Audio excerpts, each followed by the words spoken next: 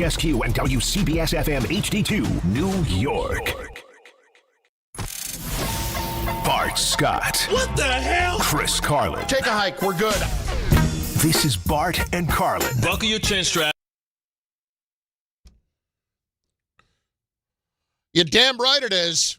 It is Bart and Carlin on ESPN New York, on the ESPN New York app, and over on YouTube. Jake Asman in for Bart today. It is a very big NFL trade deadline day. What's up, dude?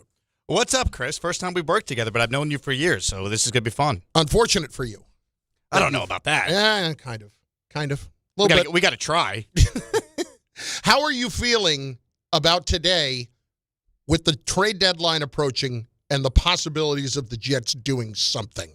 I would be surprised if they did anything major, right? But it's the Jets, and they have a history, especially in the last year or so, of basically doing the opposite of a lot of things I'd wanted them to do. So I'm not ruling it out, but I personally would be surprised if they trade a known name like a Breece Hall or Quinnen Williams, Jermaine Johnson. Could they trade Allen Lazard for a bag of used footballs? Maybe, but I don't think it's going to be a true needle mover move. I think the Michael Carter trade last week made sense, but I think that's about the extent of like a quote-unquote notable move they make today. I think what's really interesting is I'm sure there are a lot of people calling today. I definitely get the impression that there are pieces that the Jets have that people are very interested in. It's just how do they treat this deadline? And for me, Jake, let's open this up just on the both teams, but beginning with the Jets.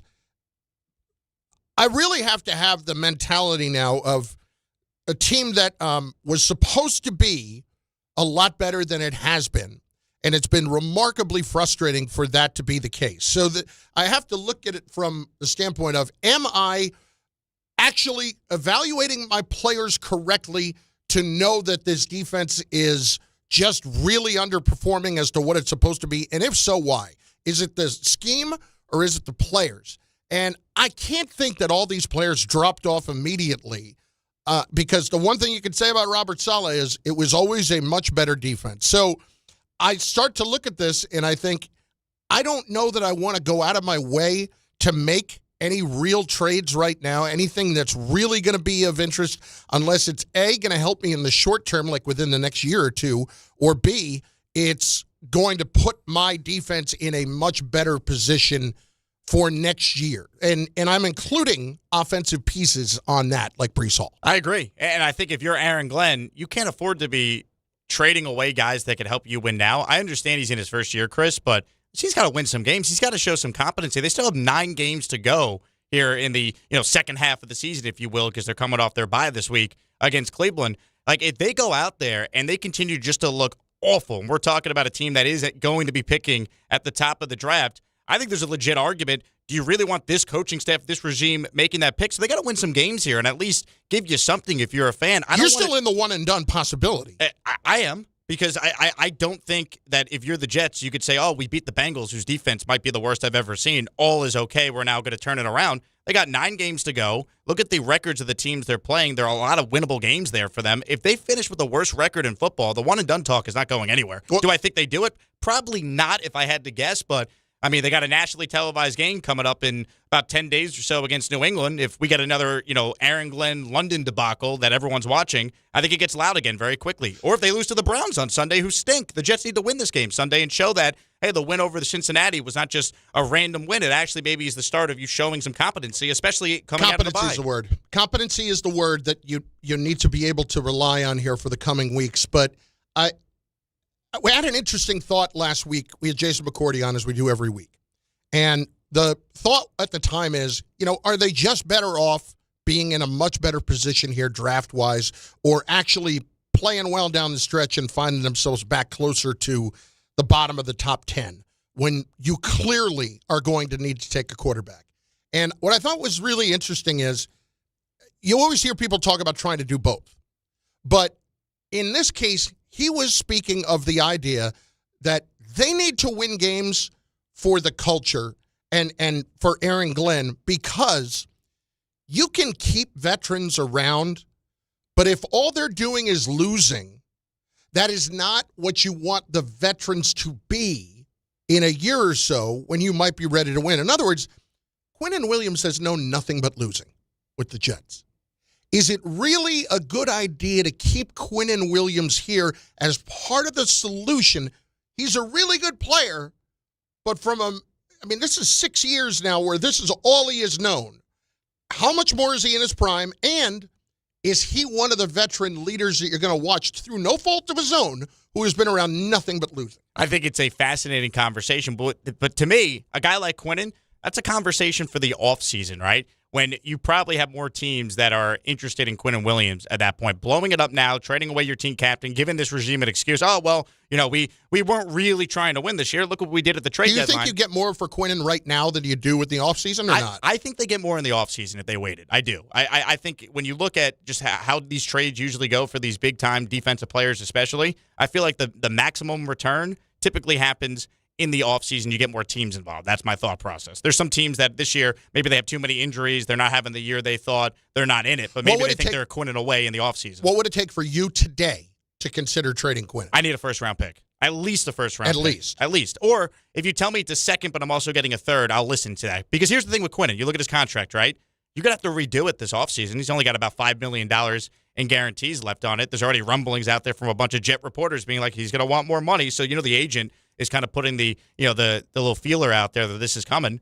So if you've already determined, hey, we're not going to rework this deal, it could become an issue, then let me get what I can for him if I could get at least a second. But I'd rather just wait till the offseason. I think you could probably find a team that is like, we'll give you a late first for Quinnen Williams, and I think that would make sense from a Jet standpoint. The John Abraham trade, if you remember, they used that pick, I believe, to take Nick Mangold, RIP. So, it can be done, and you could find a really good player, and you could justify that deal if you wait till the offseason. It's justifying that deal, but you're not going to be justifying it for a couple of years until you know what that player turns out to be. Unless he's good right away, which does sometimes happen. Sometimes it happens, but, boy, I think if you're going to trade away somebody of that ilk for a second and a third, I think that's not enough. I'm with you. It has to be at least a one. Now, Bart has been really knocking on this door about, well, wait a second. You weren't willing to include Quinnen with a one to get Micah Parsons. I don't necessarily think that was the worst thing that they didn't go and get Micah Parsons, because he's an incredible player, but how much better would the Jets be right now with Micah Parsons than they are with Quinnen Williams? But Bart thought they'd won at least 2 more games. I don't know about that. I disagree with that. Yeah, I disagree with that, too. Also, Chris, if the one was this year's one, what would the conversation be about the Jets? Say they did have even a couple more wins. I wouldn't have done it for this year's one. I might have thought about pushing it off, but even then, I would think next year's, the 27 one, wouldn't be great, or would be a great pick, because I don't think they're going to be awesome next year now. It all depends especially on who if the you're playing rookie a rookie is. quarterback. Right. See, to me, it doesn't make any sense. Micah Parsons is a phenomenal player, but you're not in position to trade away your first-round pick when you need that pick to potentially use on a quarterback this year, or maybe a piece to help your quarterback in his development the following year. But are people going to be upset if you trade away Quinnen and all you get is a one when you had that chance? It's a public perception, not what's actually real. Public perception. Are people going to be upset when in their minds you had a chance to get a lot more for Quinnen than he actually ended up getting later in the year, and we're only 9 games later than that happening? I think Jet fans would understand they're in no position to be trading away a great player and a first-round pick when there's too much uncertainty on the quarterback situation. And now, knowing what we know about this coaching staff so far, you would feel terrible if you had Micah Parsons and nothing else to really point to, and you wouldn't even have your own draft pick. Let's say if it is this year, it's a non-starter. Even if it's the 27th first, I think there'd be a lot of Jet fans being like, really? To quote, Michael Kay using this analogy, be like having the Mona Lisa in the garage when you look at Micah Parsons on this defense. I mean, it's the Bengals have Trey Hendrickson. How's that helping their defense, right? Like, it's, to me, a great pass rusher is like the missing piece to a team that thinks they can win. The Jets are nowhere close to being a team that thinks they can win right now. I'm going to throw 2 other names at you as a fan, and I want you to think about them. I don't necessarily need an answer right now, but if you have an immediate answer, that's fine. Brees, we've talked about ad nauseum. Will McDonald, Jermaine Johnson. Are you trading either one of those 2 today? And if so, what does that look like? Jermaine, to me, absolutely not, because he is a leader. He is a guy that actually fits, I think, what Aaron Glenn wants. He does, But you know what? When he's out there, he's a difference maker. And let's see if he can make it through the rest of this year healthy. He's under contract for another year on the 5th-year option. I think he's made of the right stuff. They need guys that have that dog in them, right? That actually play with intensity that has just been missing from this team all year. I don't think it's a coincidence that the Jets, since he's returned, had 2 of their best defensive games when he was out there against Denver and when he was out there against Carolina. Now, the Bengals game, I mean, it was a disaster to the very end, but he made a big play even at the end of that game. Will McDonald, I would listen to. It depends on what the offer is, obviously, because to me, he's a one-trick pony at this point. They're afraid to play him against the run. He's a guy that last year had 10.5 sacks. This year, he has just 3 after Aaron Glenn was puffing his chest about how great the coaching is going to be to unlock Will McDonald. That hasn't happened. So if you could get a 2 for Will McDonald, who is under contract for next year, and then the following year they have the 5th-year option, I got to think about it because he hasn't made a huge impact this year, and I want extra draft capital in case I do maybe win too many games, and I got to move up to get the quarterback I want. Well, that's the thing. That's really what would catch my attention today. If I'm Darren Muji, I have to think a lot more about what April 2026 looks like. Right. And where am I going to be and what pick am I going to have? And frankly, there going to be someone at that top of the draft that I'm going to consider worthy of it. You will have a couple of quarterbacks that have played a good amount of football. And I think it's very clear now that when you look at who has had success early and who has had success later, the guys, and it just makes sense, the guys who have played a ton have had their success early. Bo Nix played a ton of football in college. Has had decent success through his first year and a half. We can go chapter and verse through other guys. But when you look at the guys who haven't panned out that well very early, Anthony Richardson obviously hurt a lot, but didn't play a ton in college. The guys, Zach Wilson, the guys who were one-year starters, either Sam Darnold, it develops later or it doesn't develop at all. So I'm going to be looking in that direction for the guys who have played a lot more. So what does that look like? Does that look like Fernando Mendoza? It might, and it may not light you on fire right now because he's not a name that you heard at the beginning of the year.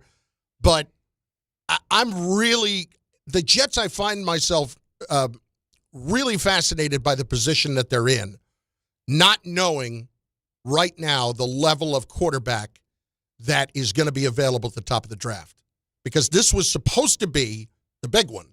This was supposed to be the draft that had a bunch of them, and it is turning out to be not that at all. Sometimes you just have to also just pick the right player, right? I mean, a year ago, we were having conversations about Jaxson Dart. He wasn't thought to be a first-round guy. Originally, there were people mocking him in the 3rd round. Then eventually, you get into the draft cycle, guys get hyped up, and you know what? The one thing you can give Brian Daboll credit for is that was his guy, and they made the move to get back into the later half of the first round and take him. So there's guys that always emerge. There'll be quarterbacks for the Jets, but the only way I'm like doing this quote-unquote fire sale or trading away some of these no names we discussed is if I think it's actually worthwhile to get a premium pick. I don't want to just give them away. This, to me, is not a total teardown. There's talent on this team, and the roster is not 1-7 caliber despite their record. I want to keep these guys together and see if they could show some real improvement in the second half, start winning, develop winning habits, all that, and then you figure out a way to get the quarterback. And that's what the offseason is going to be all about. But I want to feel better about this regime going into that offseason, that even if we pick the right quarterback, we're not going to screw that quarterback up like what happened with Sam Darnold. The Jets can even actually pick the right quarterback, but we don't know till years removed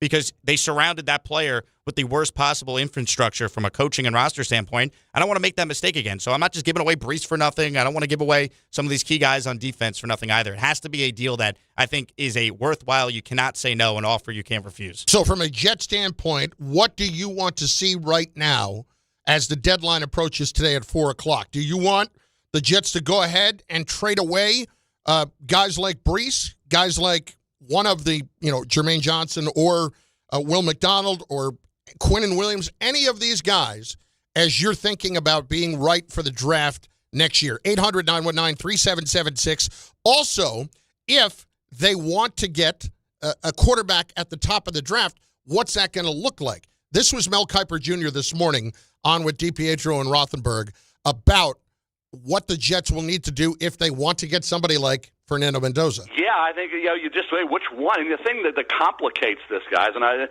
been making this point for the last month and a half, is Ty Simpson. You had Joe Namath and Richard Todd, right? So you've gone to Alabama before for quarterbacks. Here's Ty Simpson, but Ty Simpson has 1 year. He's not even finished this year, so he's just in his first year as a starter. So is that going to be enough for Ty Simpson, whose father's the head coach at UT Martin? He's going to be obviously talking to Nick Saban about this because they've been close all through. About which should I do? Is another year necessary for me? That's the decision Ty Simpson has to make. And same thing for Dante Moore. This is a big game for him this week against Iowa because we know Mendoza is going to be in this draft. Problem for the Jets is Mendoza is going to go number one. So you got to be picking first to be getting Mendoza. And right now, when we look at the draft, New Orleans, do they feel Tyler Shuck, who's out there right now, is good enough? That was the guy handpicked by Kellen Moore to be their quarterback this year, right? Is he shown enough to go forward with him, or do they feel Mendoza is significantly better from a grade standpoint from what we had on Shuck to what we have with Mendoza? We just got to take the better quarterback and take Mendoza.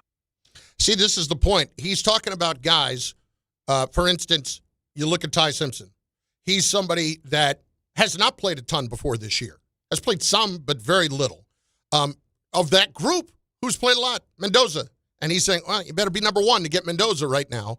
So you're really in a rock and a hard place, and that's why I'm thinking more and more about trading away pieces that I might not normally consider trading when they have not added up this year to making a difference on defense, and I need to position myself to get that number one pick. I think it all comes down to, though, what are you getting, right? Because if you could trade Breece Hall for a fifth, that fifth-round pick is not a needle mover and moving up to get Fernando Mendoza in this scenario anyway. This is where we agree. Breece Hall is going to be nothing but a help for a rookie quarterback. People can think that Breece Hall is not as good as we think he is. I think they're wrong. And I think if the Jets are trading away Breece Hall for a fifth-round pick, they're overestimating what Braylon Allen is. I think Braylon Allen's a nice player. I think he'd be a nice compliment to Breece Hall. I think Isaiah Davis is okay. I think Isaiah Davis is better than Braylon Allen. I mean, anytime I've watched Isaiah Davis, whether it be at training camp or the green and white scrimmage this year, he's been their most impressive running back, and Breece was out there. I saw it in person. And it's interesting, right? Anytime you bring up the running backs, anyone associated with the Jets the last couple of years, either this staff or the previous staff, you bring up Braylon Allen. You know what they always say? Yeah, but how about Isaiah Davis, too? Like, they know he could play. And we even saw that against the Bengals. He had over 100 yards from scrimmage. I like Braylon Allen. I'm not trying to crap all over him, but I'm with you. Breece Hall is a good player. You want to keep him. I still think Breece is the best of the three. Agreed. And so, I don't even think it's close. Why would I trade that away for something that is a nominal pick? And I would even if the number is, let's say, you and I were kicking this around before. You looked it up. You think it's going to be around $16 million for the what do you call it, for the franchise tag for next year? I'd be okay with that when I'm not paying a quarterback, and that's going to play a role into that too. Flip to the Giants. I'm really I'm at a point now where I'm almost afraid to let Joe Schoen do anything, because I don't know, as much as they're in an unenviable position, I don't get where this scenario that is now coming up is, well, good chance maybe we keep Schoen and we move on from Daboll. What am I missing here? Why is it, does Joe Schoen get a pass on everything else just because of Jaxson Dart? And let's be real.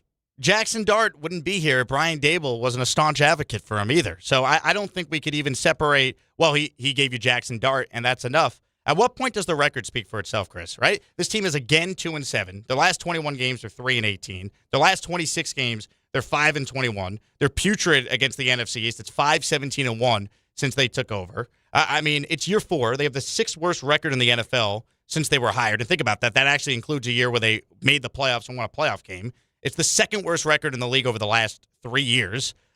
When is enough enough? And if you want to make the job more attractive, I think if you have a clean slate with both GM and coach being brand new, it makes your job even more attractive on top of the fact you have a franchise quarterback seemingly in Jaxson Dart.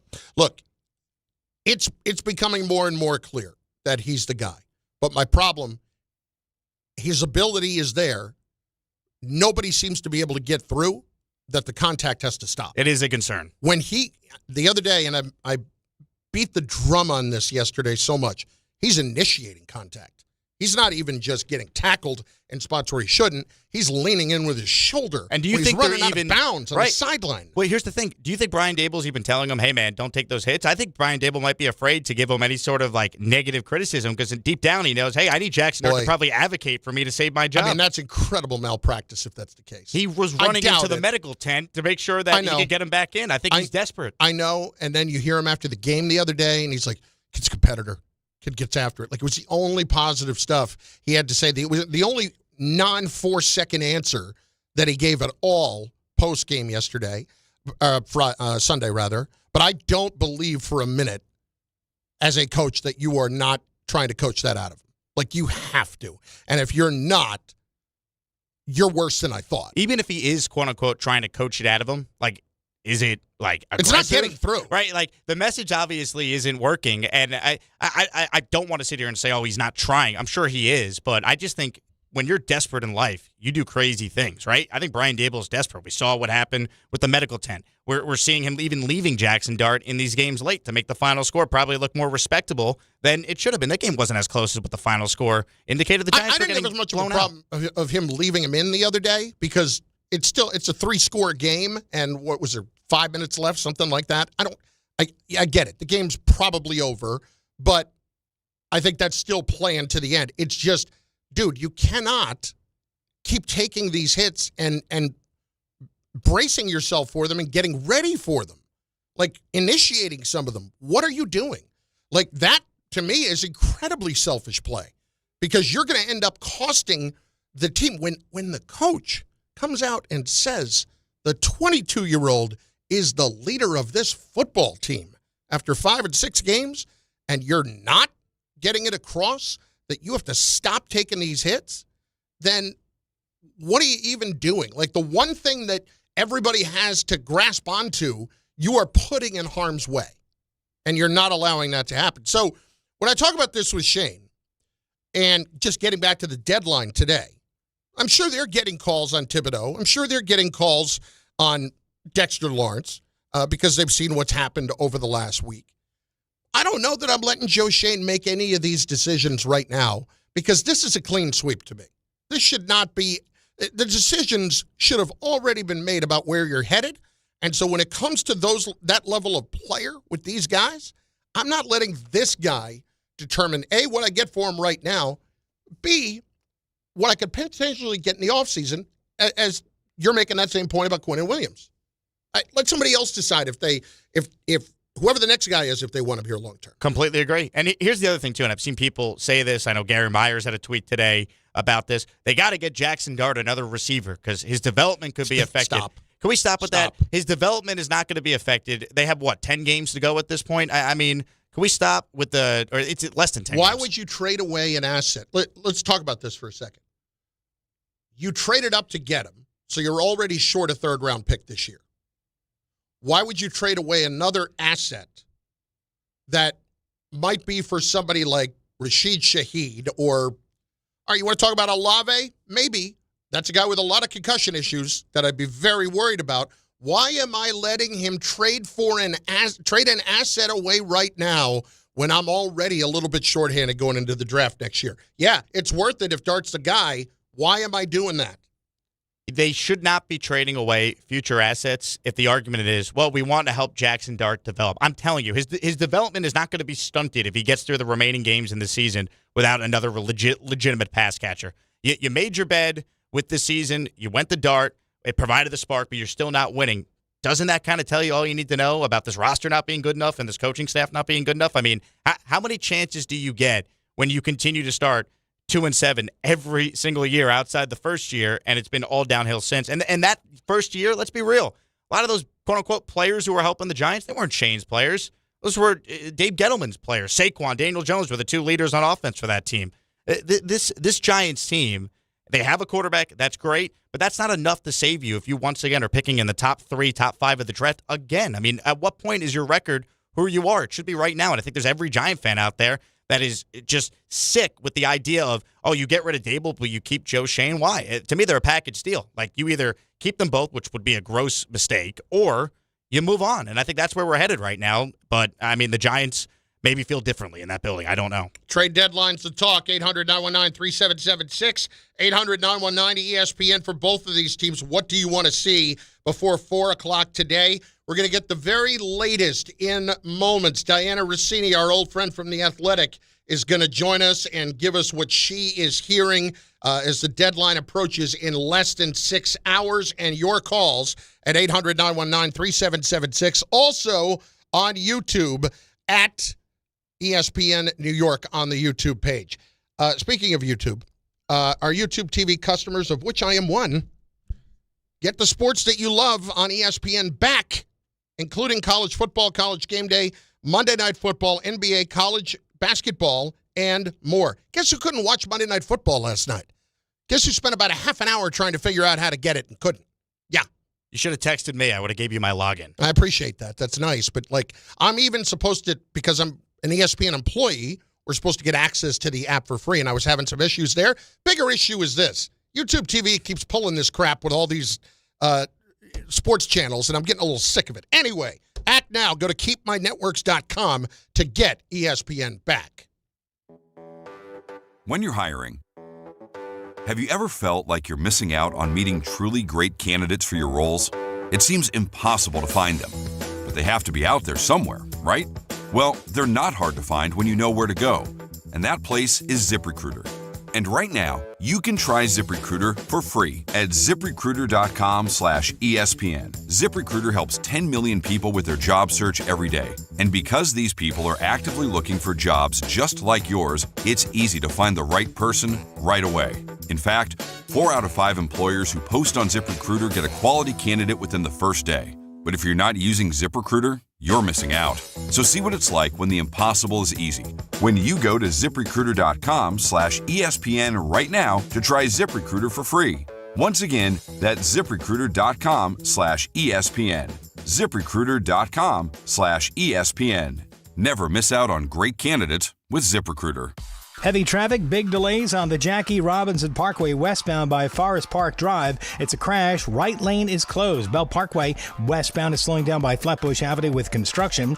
In Fairfield County, Westport, the Merritt Parkway is closed southbound by Route 7 at exit 20 down toward exit 17. That is a vehicle fire. And in New Jersey, westbound Route 4, it's a mess at Queen Anne Road, Teaneck with an accident. At least one lane is out. Mass transit looking good. Earlier problems on path have been corrected. I'm Bob Williams on 880 ESPN New York. All your favorite NBA players are back, and DraftKings Sportsbook, an official sports betting partner of the NBA, is the place to bet on NBA stars this season. With more markets open for more of the game, DraftKings, the #1 sportsbook for live betting, is live when others aren't. New customers, bet just $5 and get 3 months of NBA League Pass. Plus, score $300 if your bet wins, paid in bonus bets. Download the DraftKings Sportsbook app and use code WHSQ. That's code WHSQ. Bet $5 and get 3 months of League Pass, plus get $300 in bonus bets if your bet wins. In partnership with DraftKings. The crown is yours. Gambling problem? Call 877-8-HOPE-NY or text HOPE-NY 467-369. 21 and over. New York only. Eligibility and restrictions apply. Bet must win to receive bonus bets which expire in 7 days. Minimum odds required. NBA League Pass auto renews until canceled. Additional terms at dkng.co/audio. Limited time offer. The Hess truck's back and it's better than ever. Roaring engines this year. Hess race cars are here. The Hess stock car racers are loaded with lights, sounds, and a powerful racing motor. Only at HessToyTruck.com. Free shipping and batteries included. At City Harvest, we believe no New Yorker has to go hungry. With your help, we're on the road 365 days a year, rescuing over 77 million pounds of nutritious food and delivering it free to millions of New Yorkers, transforming surplus food into sustenance, sustainability, and smiles, rallying thousands of New Yorkers to power a network of nourishment across our city. One day, one meal, and one New Yorker at a time. That's how we feed good. Donate at cityharvest.org. For over 100 years, Slomin's has been your trusted partner in comfort. When it comes to home heating oil, we deliver more than just quality fuel. We deliver peace of mind. With price protection, automatic deliveries, 24/7 service, and up to 30 days to pay your invoice. Our dedicated team is just a call away, ensuring you stay warm and comfortable all winter long. Slomin's, New York and New Jersey's largest heating oil provider. proudly serving our community for generations. Give us a call today at 866-GET-HEAT or visit oil.slomans.com. Hey, it's Alan Hahn. Let me tell you about my friends at Bath Fitter. They remodeled the bath by my pool. They converted a tub into a shower. The result is amazing. Bath Fitter offers all types of custom bath renovations, including their unique PermaFit solution for a watertight fit. It's done in one day, easy to clean, and durable with no demo or mess, and it costs less than a standard replacement. Plus, a lifetime guarantee. Right now, you get no money down, no payments or interest until 2027. So start designing your bath today at bathfitter.com. There's only one Bath Fitter. YouTube TV customers get the sports you love on ESPN back, including college football, college game day, Monday Night Football, the NBA, college basketball, and more. Act now. Go to keepmynetworks.com to get ESPN back. A Progressive Home and Auto Bundle can protect you round the clock, but we can't protect you from those painful moments in sports. I can't believe we blew a 5-touchdown lead. Sure, but you got to feel like they were going to win for almost the entire game. But I was about to buy playoff tickets. So you were prepared for a good time. That's pretty nice. It's the worst loss any team has ever had. And you got to witness history. Okay, we're done here. Well, at least your home and auto are protected with a bundle from Progressive. Progressive Casualty Insurance Company affiliates and other insurers. Not available in all states or situations. Harry Douglas here. Look, being a man doesn't mean skipping self-care. Manscaped makes it easy to feel confident, clean, and ready for anything. Whether you're at work, hitting the gym, traveling for business, or heading for a night out. The Lawnmower Trimmer gives you precision, the Beard Hedger keeps your look tight, and their grooming essentials smell incredible. Manscaped's tools are built to perform, helping you stay sharp, smooth, and feeling your best every single day. Because real confidence starts with a clean cut and the right gear. Get all the Manscaped products you need right now at your local Target. The shirt's wrinkled. I mean, I left the house this morning. I used a steamer, and the shirt is already wrinkled. It's a disaster. It's not even like a fancy shirt. It's Bart Carlin, ESPN New York, and on the ESPN New York app. She is the great Dianna Russini, who joins us on a trade deadline day. Just, first of all, like I bought one of those travel steamers, and like this is already a racket. So I just want to get your take on that to begin with, because I'm sure that you have one of these things. Are we living the same life right now? I just experienced that this weekend.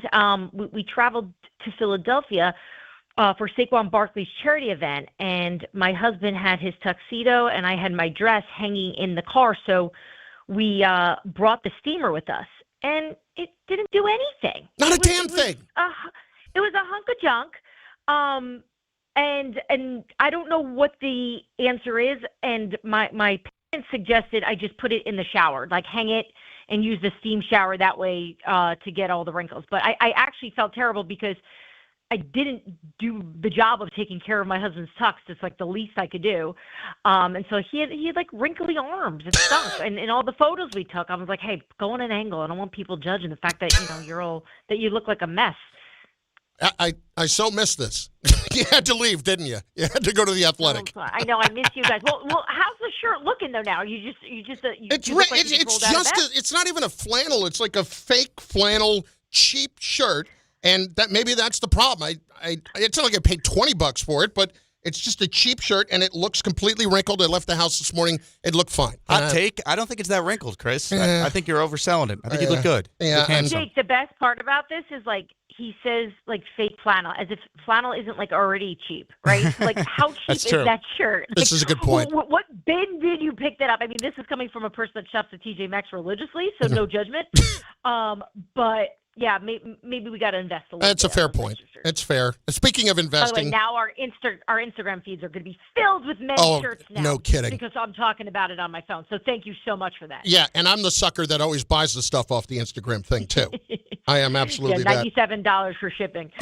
Let's see what I don't know what's on the Jets algorithm today. Coming up to 4:00. What are you hearing right now on the Jets? The possibilities and what's realistic and what's not. Yeah, the Jets have been getting calls on Quinnen Williams. Have been getting calls on Breece Hall, but pretty consistently over the last, I feel like even week and a half. Teams just trying to figure out, do they really want to make these trades? And I feel like I've been getting one day a general manager from another team will say, hey, I think they're going to move him. And then the next day they'll say they're asking for ridiculous prices. No one's going to do business with them.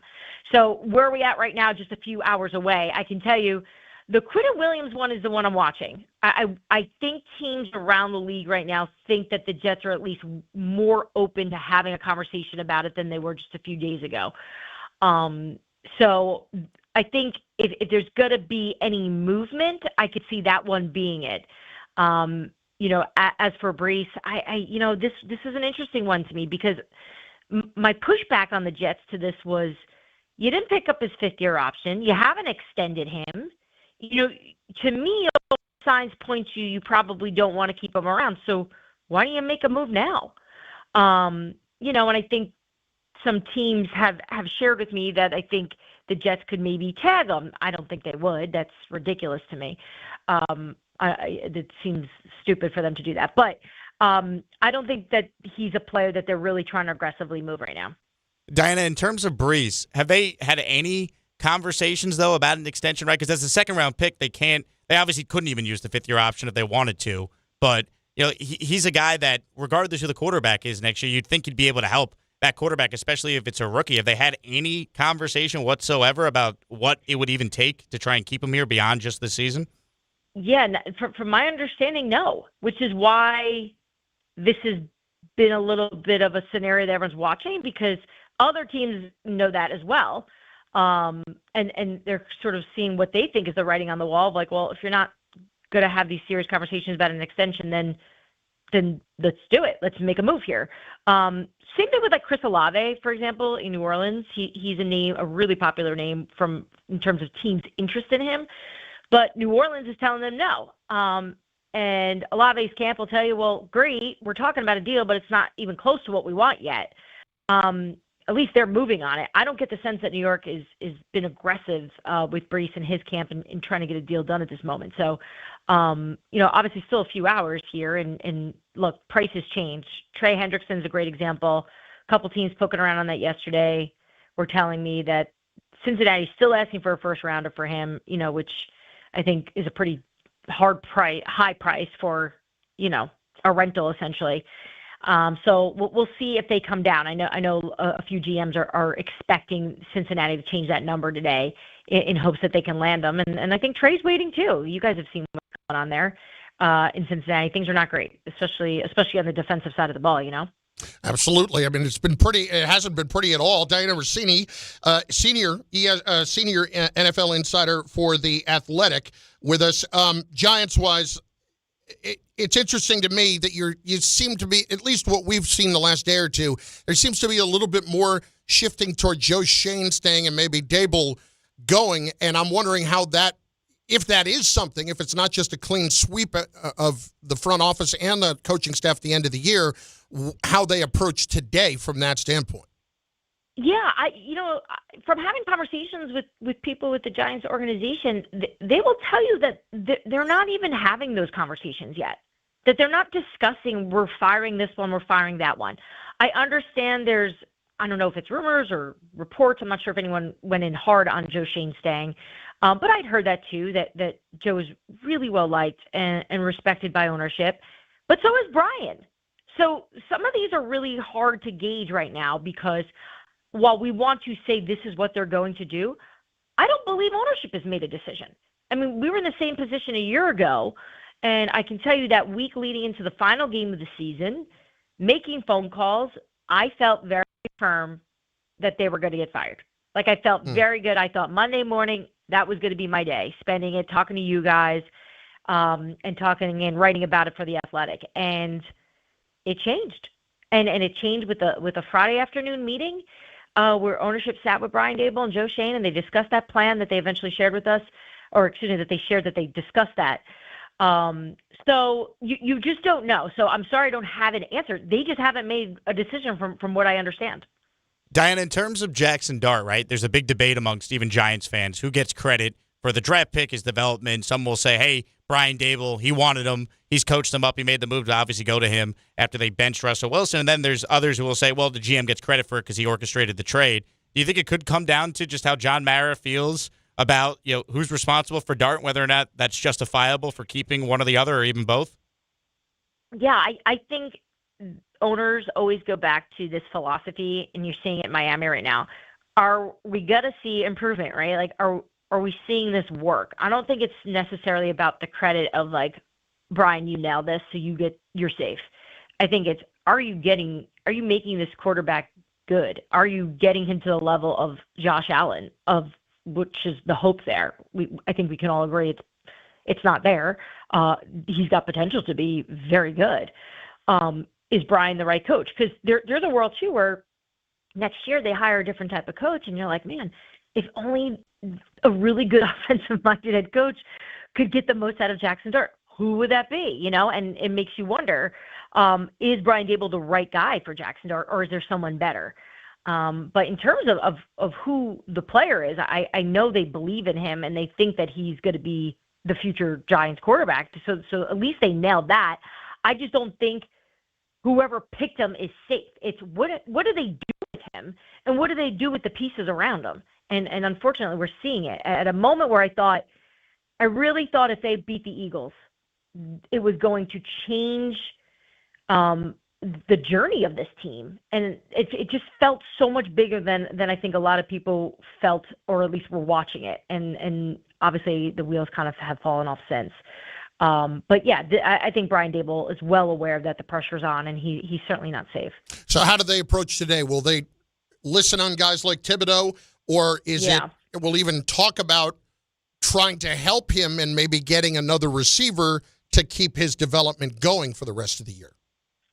Yeah, Chris, they're definitely listening. Thibodeau is an interesting one. I know we all report that they're not moving him, but just like every player, there's a price, right? So they're asking for a first rounder for him, but they're not actively shopping him. But teams have called and checked in on it and have listened. And that's, by the way, that's almost a fact with every time a GM or a head coach comes out and says we're not moving him. I can tell you they may not be moving him, but they're listening, because they have to. They should. It's good business. It's why Howie Roseman listened on A.J. Brown. It's why Liam Cohn and company listened on Brian Thomas Jr. It's you have to hear what's out there. But I'm not getting the sense that the New York Giants are going hard for a wide receiver. No. I think if anything, they're listening to selling off assets. Look, they could still make a move, but that's really trickled off over the last few days in terms of them being buyers in this market right now. Dianna, is there a surprise or two that you are anticipating, not New York here, just in general, with a star who you think actually could be moved that no one's talking about? No, I'm bored out of my mind. I'm waiting. I want one. There was a time where I thought there would be something, because there was so much smoke that I'm like, okay, we've all been doing this long enough. Like, usually when all these big star names are out there, one of them will get a bite. But with no Myles Garrett going anywhere, and Max Crosby staying in Vegas and wanting to stay in Vegas, no quarterback movement, A.J. Brown staying in Philly, they're not dealing him. It's just like, who's left? Jeffrey Simmons, they're not moving him in Tennessee. I know a lot of teams are interested in him, but you've got teams like the Buffalo Bills. They want to make a move on the defensive side of the ball. The Lions want to make a move on the defensive side of the ball. The Patriots, the Seattle Seahawks I'm watching. They want a wide receiver, right? But where are these guys? Where are these players? And I think that's been the story so far up to this point at 10:45 on trade deadline day of there's a lot of need, just not a lot of supply. You're the best. Appreciate it. No, it's a busy day, although apparently not. Apparently you're just bored. It is, but it isn't, right? Because it's like everyone's talking. People are so gossipy today, and nobody wants to just make the call directly to the team, and they go through the reporters, and it's more annoying work. But yeah, I'm waiting for the big one, and I'm waiting, meaning like I want one, not that I expect it. But the Quinnen Williams, to me, I think that'll be huge if for the Jets, and I think for any team that gets him, if that were to be something that actually happens. But we'll see what the new regime thinks and how they do business, because that's also interesting to me too. I love talking to other teams about these new GMs. What do they like to work with? Are there a lot of layers? Do you feel like Woody's involved? And so we're going to learn a lot about a lot of these teams that have these new general managers and how they do business. Appreciate the time as always. Thanks, Dianna. Thanks, guys. Yeah, have me on anytime. I love hearing your voice. She's the best. Dianna Russini. She is the senior NFL insider for The Athletic, and she was somebody that we used to I had a segment when I was filling in for Greeny a lot for the course of a year or so, where she would come on every week after she was doing Get Up, and we had Dear Dianna, which was any life problems you have, you send to Dianna, because she has the Jersey knowledge. She has the Jersey edge, and so she's not sugarcoating anything, and it was amazing. So you have to be from Jersey to be qualified to give life advice? No, it's just another... You have to be named Dianna to be qualified to give life advice. No, she was... You speak to her, you know that like there's so many outside interests and things going on in her head. That's why I can say to her, look at my shirt, it's wrinkled. It's just a freaking disaster. It's not that wrinkled. But it is. Look at this. And I'm looking at myself in the YouTube thing. All right, listen, maybe you're a kid. You know, I mean, you look nice. You're selling yourself short. It is Bart Carlin Just go to on TJ ESPN Maxx, New see York. what Dianna does. They got some great deals there. Where do you think this is from? This is Destination XL, buddy boy. Ooh. This is DXL. That is not high end. That is not high end. I would never know. Yeah, I appreciate that. It doesn't have a little, polo mark or anything on it that you pay an extra $90 for. No flamingo? No. Bart Carlin on ESPN New York and on the ESPN New York app, 800-919-3776 on the trade deadline. Next, what you want to see the Giants do, what you want to see the Jets do. We get into it all with you in just moments on ESPN New York.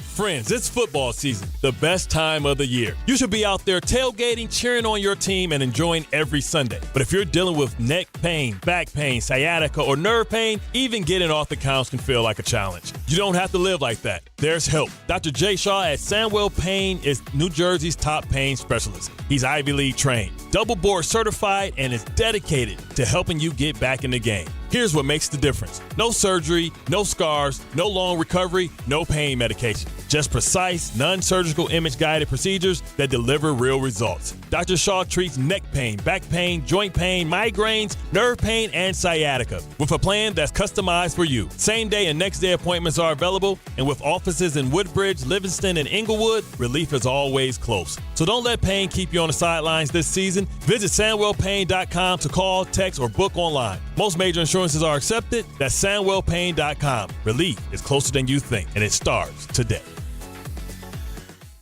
Every 40 seconds, a child is reported missing. That's 2,000 children every single day. It's a heart-wrenching reality that we can no longer ignore. Find the Children is a nonprofit organization dedicated to helping find missing kids. You can be a part of their mission by donating your unwanted vehicle, running or not. Call 1-800-294-0222. We guarantee that you will receive the maximum tax deduction. We provide fast, free pickup with 24-hour response. Call 1-800-294-0222. Find the Children provides crucial resources to help find missing children and educational materials to teach kids how to recognize and avoid predators. Our recovery programs have a proven track record of reuniting kids with their families. It's time to act. Donate your unwanted or unused car. Help us build a world where every child is safe. Pick up the phone and call 1-800-294-0222. Together, we can bring these kids home safely. This advertisement was paid for in partnership with Cars R Us and Find the Children. Hey, bro, weirdest thing is happening at the game. This guy sitting next to me says, "You're our good luck charm." Every time I crack a Bud Light, we score a touchdown. Now his entire family wants to buy me Bud Lights. I think I'm some kind of a football prophet. Talk soon. The team needs me. Anything for Bud Light, the official beer sponsor of the NFL. Stock up today. Enjoy responsibly. Copyright 2025 Anheuser-Busch Bud Light Beer, St. Louis, Missouri. At Uline, they know firsthand the road to success is an uphill climb. Uline started in the family basement and through hard work is now North America's most trusted shipping and industrial supplier. They get what it means to have the support of reliable, hardworking partners. So they keep 41,000 items ready to ship. Whether your company is still in a basement office or expanding cross-country, Uline will be there on your road to success. Visit uline.com. Hey, let me ask you something. Would you seat your 3-year-old child on a windowsill? Would you seat them beside a lit fireplace or by the deep end of a pool? One last question. Would you seat your child in a car seat that's not correct for them? Car crashes are a leading killer of children ages 1 to 13. Secure their future. Seat them in the correct car seat. For more information, visit safercar.gov/the right seat. Sponsored by the New York State Governor's Traffic Safety Committee. This is the story of the one. As a custodial supervisor at a high school, he knows that during cold and flu season, germs spread fast. It's why he partners with Grainger to stay fully stocked on the products and supplies he needs, from tissues to disinfectants to floor scrubbers. All so that he can help students, staff, and teachers stay healthy and focused. Call 1-800-GRAINGER, click Grainger.com, or just stop by. Grainger, for the ones who get it done. Your fantasy roster is set, the Smack Talk is heating up, and this season ESPN Bet is giving you more ways to ride with your squad. Introducing the ESPN Bet Fan Center, where you can instantly link and bet on your fantasy teams right in the ESPN Bet app. An enhanced sports betting experience only from ESPN Bet, the sportsbook for sports fans. Make the connection today with ESPN Bet Fan Center and the ESPN Fantasy app. ESPN Bet Sportsbook, download the app today. Must be 21 plus. Gambling problem? Call 1-800-GAMBLER. Terms and conditions apply. See app for details. Actual price will depend on product and subscription plan. Featured products are compounded drug products, which the FDA does not approve or verify for safety, effectiveness, or quality. Prescription products require an online consultation with a healthcare provider who will determine if appropriate. See website for details, restrictions, and important safety information. Want a boost in and out of the bedroom? Hims has you covered. Introducing a new 2-in-1 approach to level up your game. Tadalafil for better bedroom performance and zinc for testosterone support. Put it all together and you've got what you need to turn things all the way up. Getting started is simple. Just go to hims.com/joy to start your free online visit. Through Hims, you can access ED treatments including pills, chews, and more. 100% online. No office visits, no pharmacy lines. Just fill out a simple intake form and a licensed medical provider will determine if treatment's right for you. If prescribed, it ships free and discreetly to your door. Find affordable treatment options at up to 95% less than brand names at hims.com/joy. That's hims.com/joy, hims.com/joy. Fight fans, Bud Light and ESPN New York are sending you to UFC at Madison Square Garden. Tap the Bud Light tile on the ESPN New York app and enter for your chance to win a pair of tickets in the ESPN Suite. Catching the action alongside ESPN New York's Peter Rosenberg. Listen and enter through the Bud Light tile to score your shot at the ultimate fight night. Bud Light is proud to be the official beer sponsor of UFC. Bud Light, easy to drink, easy to enjoy. Enjoy responsibly. Anheuser-Busch Bud Light Beer, St. Louis, Missouri.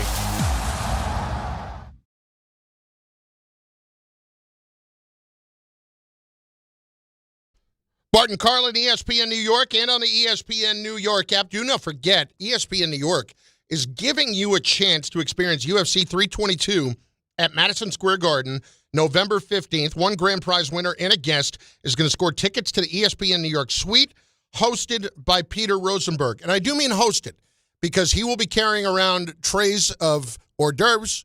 He will be getting you drinks. He will be doing whatever you need him to do. You need him to go out and park the car, he'll take care of it. That won't be a problem. He'll park your car? He will. Wow. Toss him the keys. Just say, listen, go get it detailed, buffed with a fine chamois, and he will take care of it. That's how good of a dude he is as one of New York's biggest sports personalities, according to this copy that I'm reading. Because you can enjoy the energy of the Garden, the comfort of a private suite, and world-class UFC action while Peter Rosenberg makes sure that your white walls get completely washed down. Kind of sounds like you don't think he's one of New York's biggest personalities. You just said according to this copy, not according to Chris Carlin, who's reading copy. I'm reading what's in front of me. I'm doing what I'm told. You're like Ron Burgundy. You just read whatever on the script? Exactly. To enter, find the contest tile on the ESPN New York app to submit your entry. Brought to you by Bud Light, proud to be the official beer sponsor of UFC. Bud Light, easy to drink, easy to enjoy. Enjoy responsibly. Anheuser-Busch, Bud Light Beer, St. Louis, Missouri. Listen, you were saying before you thought it was a joke that he's listed as one of New York's biggest sports personalities. I said no such thing. Yeah, whatever. How dare you? Moose in Jamaica is up on ESPN New York. Moose, what's going on, dude? How are you? Doing well, Carlin and Jake, the best last name I've ever heard of. Anyway, how are you this morning? How's everybody recovering from? Well, I know, Chris, you're happy about your Steelers with the upset, but I mean, Not really. I still don't think they're any good, but that's fine. You have a season, though. You get to enjoy watching your team actually win and be in the mix. I have to watch Aaron Rodgers. He's playing well. Okay. He's playing well. Is he not? He's fine. He's fine. He's better than what you've had. Put it this way. I just have trouble rooting for him. That's all. And that's my biggest issue with it. And I get it. I'm spoiled, first world problems that I actually have a season to enjoy. Must be nice. I get that. Yeah, I get that. Anyway. So yes, you're getting to the point of, because we don't want to defer from the topic, but so this may seem unpopular amongst Jets fans, but considering the team is maybe a quarterback away, developed talent offensively and defensively, a weapon with Garrett Wilson, they probably have to move Breece Hall, and they could probably get a second or a third, or like a third and a fourth, or a third and a conditional fifth. I think move that's Quinnen high. Williams. Yeah, I think that's very high to get for Breece Hall right now.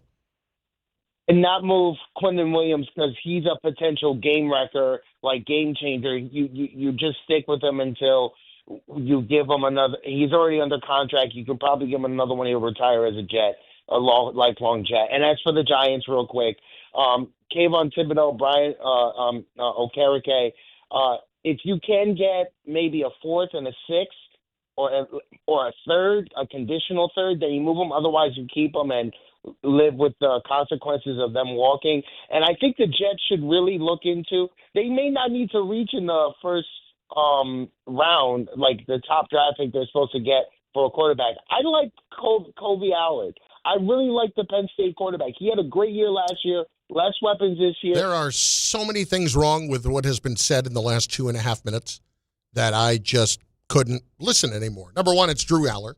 Number two, he hasn't played in the last few games because he's out for the year. Number three, when you did see him play, I don't know that I would be signing up for that anytime soon. He wasn't any good. No. Number four, I don't think it's going to be a sixth-round pick for Kayvon Thibodeau or even a fourth-round pick. It'll do a little better than that. I'd hope so. He's under contract for another year. And number five, you're not getting a second-round pick and more for Breece Hall. If they could, though, I would say, I love you, Breece, but we'll see you later. Yeah. Like to me, there's a debate if you're even going to be able to get a fourth right now for Breece. Like a third, I would have to consider, because at least a third, you could argue you're getting a starter that is here for several more years. But even then, I think it's a debate. I'm not just giving Breece Hall away. I want him here because I think he could help your rookie quarterback next year. Remember when the Jets got off to that unbelievable start in 2022 without Zach Wilson completing many passes? They were 6-3 that season, and Breece Hall, before he tore his ACL, was going to run away with Offensive Rookie of the Year. Like, that's the type of player he could be for a young quarterback if you actually use him properly. There were so many things wrong. Like, I almost had a seizure in the middle of that phone call. Yeah, no, that you would have been on your own. You would have been fine. You do shows alone all the time. Permission to rip off your shirt if they have to do the medic check. Like, you don't seem to care too much. Of course, but I wouldn't want to put you through that. I'll take one for the team. I'm trying to help. I appreciate that. Maybe we kill the YouTube stream for that one. We're not trying to get demonetized. And maybe you get a little bit more money. Bart Carlin, ESPN New York. Some people just know you can save money on car insurance by checking Allstate first. Like to check the weather first, before wearing face paint to the game. Bro, your Go Cats is dripping into your nachos. Oh, and now paint is in my eyes.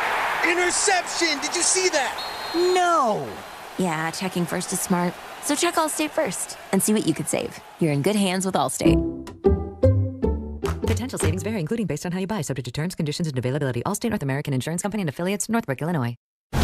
You're standing inside a secret prison. It houses the Nazi high command.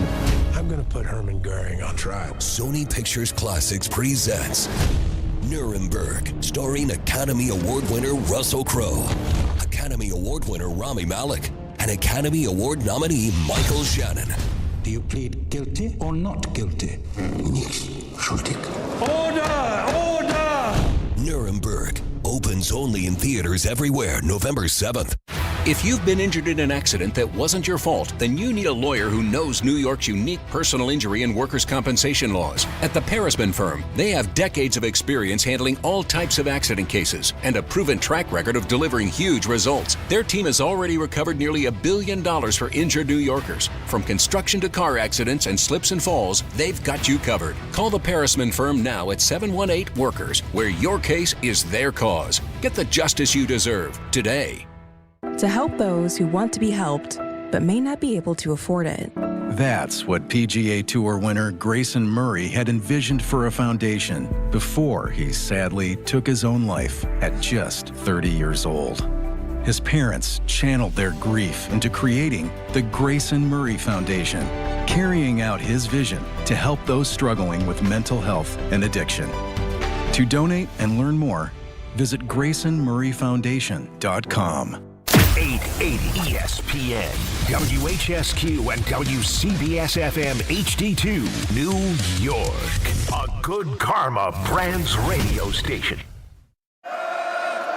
Serving contractors, builders, and homeowners in the tri-state area since 1987, Brooklyn Window & Door is New York City's largest stocking dealer of quality Andersen window and doors. The professionals at Brooklyn Window & Door will help solve any of your window replacement needs or applications. Visit Brooklyn Window & Door's award-winning showroom to see the complete Andersen product line, including the 400, 100, A&E series. Andersen, built, backed, and serviced like no other window. Visit Brooklyn Window & Door at 185 30th Street in Brooklyn or call 718-WINDOWS.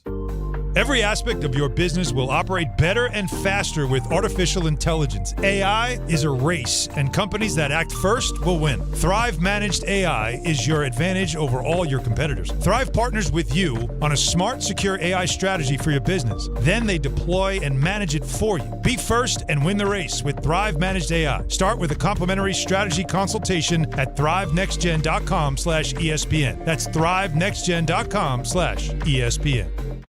Michelle Smallman here for Gainbridge and their Give Back program, Gainbridge Assist, powered by Parity. Gainbridge and Gainbridge Assist, powered by Parity's goal is to empower girls and women through sports and education, providing 32 organizations in 21 states $222 of grant funding during 2025. These grants aim to level the playing field and expand access to sports and education for girls and women across the country. Here's to a future with no limits for women's sports with Gainbridge and Gainbridge Assist, powered by Parity. Every great team has its core players, but when the season gets tough, adding the right free agent can make all the difference. The same goes for business. At Robert Half, we found that 67% of companies surveyed plan to increase their use of contract talent to handle workload peaks and backlogged projects. With Robert Half's specialized recruiters experience, combined with our award-winning AI, you can quickly find the skilled candidates you want. At Robert Half, we know talent. Discover how we can help at roberthalf.com/talent.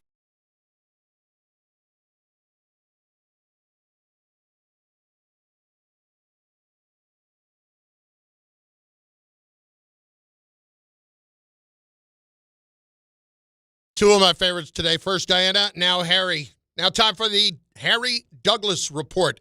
It is presented by Amazon Pickup. You know him, ESPN NFL analyst.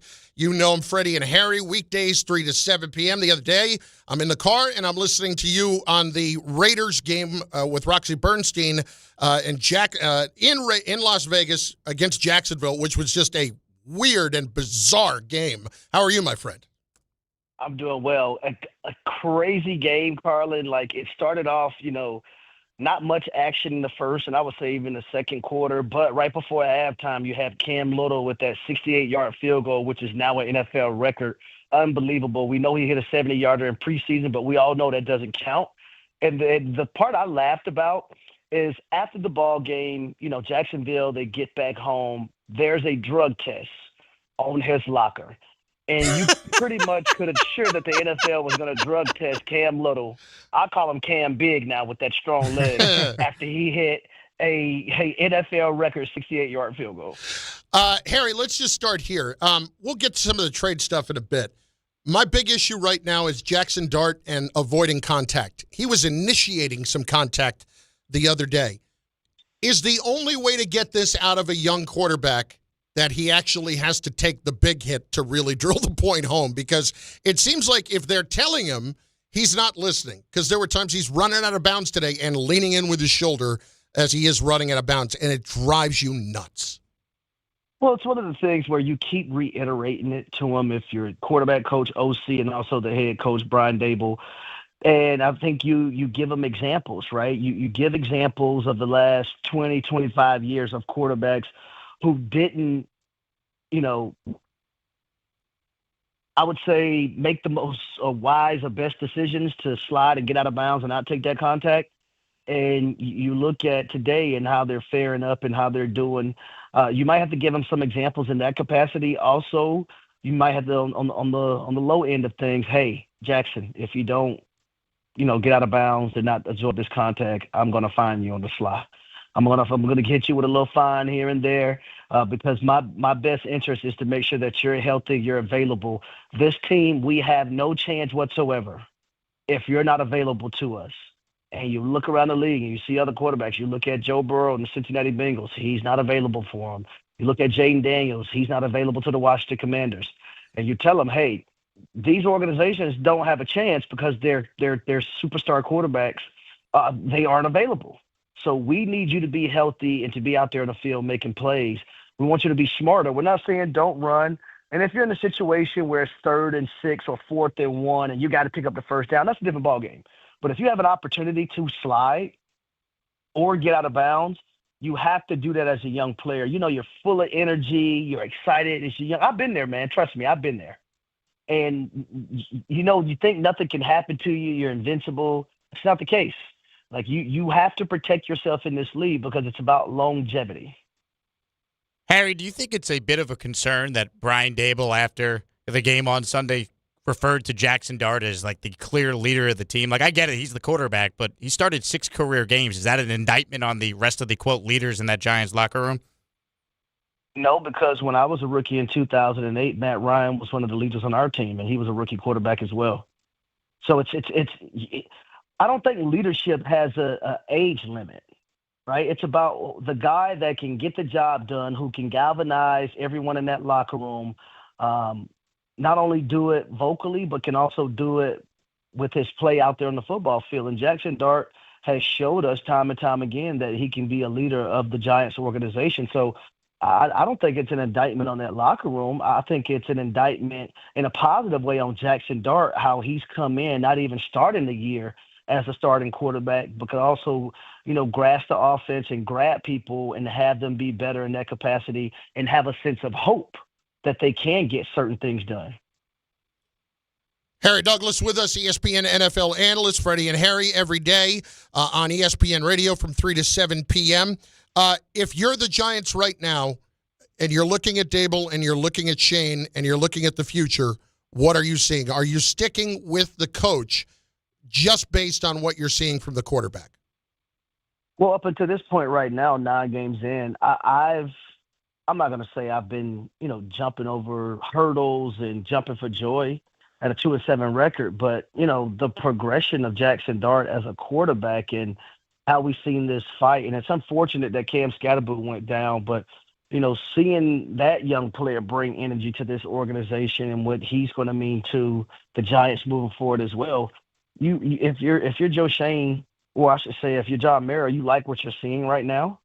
Now, you don't like the comeback win by the Denver Broncos, losing that ball game. But at the same time, right now, I would have Brian Daboll as my head coach. Now, if things spiral downward the rest of the season, that's a different story. Harry, as far as the trade deadline today goes, are you expecting a big trade or two to occur? It kind of sounds like it's quiet on some of the big names. Doesn't feel like we're going to get it, but have you heard differently? And if so, is there a name or two that you could share? No, there's a possibility, especially with Miami, and, they're not going to be any players this season. They haven't lived up to their hype. They've already traded Jalen Phillips to the Philadelphia Eagles, and Howie Roseman, we know he does a great job of trying to better his team at any time he can. But, don't be surprised that Bradley Chubb is no longer in a Miami Dolphins uniform. Trey Hendrickson, the Cincinnati Bengals, with them losing again this weekend to the Chicago Bears, that defense has been atrocious the last 2 years. I wouldn't be surprised if Trey Hendrickson and Bradley Chubb, 2 pass rushers, are guys that are moved. Last one for me, Harry. And I asked this question yesterday to Damian Woody. I'm interested in your answer. There are 3 teams right now in the AFC who are 7-2. New England, Denver, Indianapolis. Who's legit? Legit. I'm going to say Denver and Indy. The reason why I'm not going to put New England in legit, they're a good football team, and they have an opportunity to win the AFC East still. But I'm concerned about how many sacks Drake May has taken. Like, that's one of the things that concerns me, because as great as Drake May has been in this offense, they have not protected him well. And when you play a ferocious pass rush like we know the AFC actually has, then that can be very, very concerning. I look at a team like the Denver Broncos. If New England are matched up with Denver may have 10 or 11 sacks in that ball game based on how, New England inability to protect the quarterback, Drake May. But I do like what I'm seeing from New England, and they're ahead of schedule, man. They have their quarterback, and once you figure out you got that guy, this is like the thing now. Once you figure out you have your franchise quarterback, the next thing you got to do is figure out how you can protect that guy. And Cincinnati have struggled with it. The Washington Commanders, they're struggling with it right now. And Drake May, he's been sacked, I want to say first or second most in the NFL right now currently. I know it was second going into this weekend. He took a few sacks from the Atlanta Falcons, so I don't know if that put him in first. But you got to find a way to protect this young quarterback to make sure that he's available to everyone. Harry, a bunch of NFC teams, the best teams all have 6 wins. In your opinion, who's the best team in the conference? I'm going with the Los Angeles Rams. And Matthew Stafford is a guy that's playing at an MVP level. I believe it's 21 touchdowns, just 2 interceptions. But, the rapport, I should say, the chemistry that he has with Devontae Adams, they can run the football. But that defensive line, they have the ability to really disrupt and wreck anything that you have on your offensive game plan if you're the opposing team. And Sean McVay, I think Sean McVay is the second best coach in the NFL, only behind Andy Reid. So I believe the Los Angeles Rams will have the number 1 seed. I said that before the season even started, and I'm saying it right now. I believe the Los Angeles Rams will have the number 1 seed when it's playoff time. Harry, you're the best. Appreciate it, brother. By the way, I just looked it up. So May now is at number 2 with 34. Cam Ward is at number 1 with 38. But he's right there. Yep. Mm-hmm. There you go. And it's crazy because they have a 7-2 record. They're a good football team, but you have to protect your quarterback because that can come back to haunt you in a very meaningful ball game. Harry, appreciate it, brother. Thank you. No, thank you, fellas. All right, Harry Douglas in his weekly spot, presented by Amazon Pickup. Amazon Pickup is a convenient and secure way to collect your Amazon packages from locations near you. See, this is bizarre, to that point. And I knew about Cam Ward. I did the Titans-Colts game last week. The Drake May one I didn't know. If you had to guess, top 5 most sacked quarterbacks. So Ward 1, May 2, who were the next 3? C.J. Stroud on there? He's not. Really? Yep. C.J. Stroud is not even top 10. That's interesting because all I keep hearing about is how bad their offensive line is. Yeah, he's tied for 13th. He's been sacked only 17 times. You know what? The Jets have had a couple games that have been completely lopsided with Fields holding onto the ball. Is Fields on there? He is, 22. Okay. He's 5th. But the next 2, I'm just going to tell you, are not ones that you would immediately think would be in that group. I won't say Lamar. At least I would. Maybe Allen. you would. I don't know. What about Baker Mayfield? No. He holds the ball a while to make plays. One NFC, one AFC team. One NFC, one AFC. Okay. AFC-wise, is it Joe Flacco if you combine total sacks allowed for Cleveland? And no? Damn. AFC gets sacked a ton. Ooh. Trevor Lawrence? No, he is 6th. Damn. He and Geno Smith are tied for 6th. What division is the AFC team? West. AFC West. Oh, Geno Smith. Raiders. Yeah, he's tied for 6th. One that you wouldn't expect. All right, you want Patrick to Mahomes? No. Justin Herbert? Justin Herbert is 4th. Wow. I'm sorry, Justin Herbert is 3rd. He has been sacked 28 times, and Jalen Hurts has been sacked 25 times. He is 4th in the league. That, to me, is really surprising. Yeah. Herbert, I guess, shouldn't be maybe because they lost, Slater in the summer. They just lost Alt. Right. And Alt had missed 3 games as it was.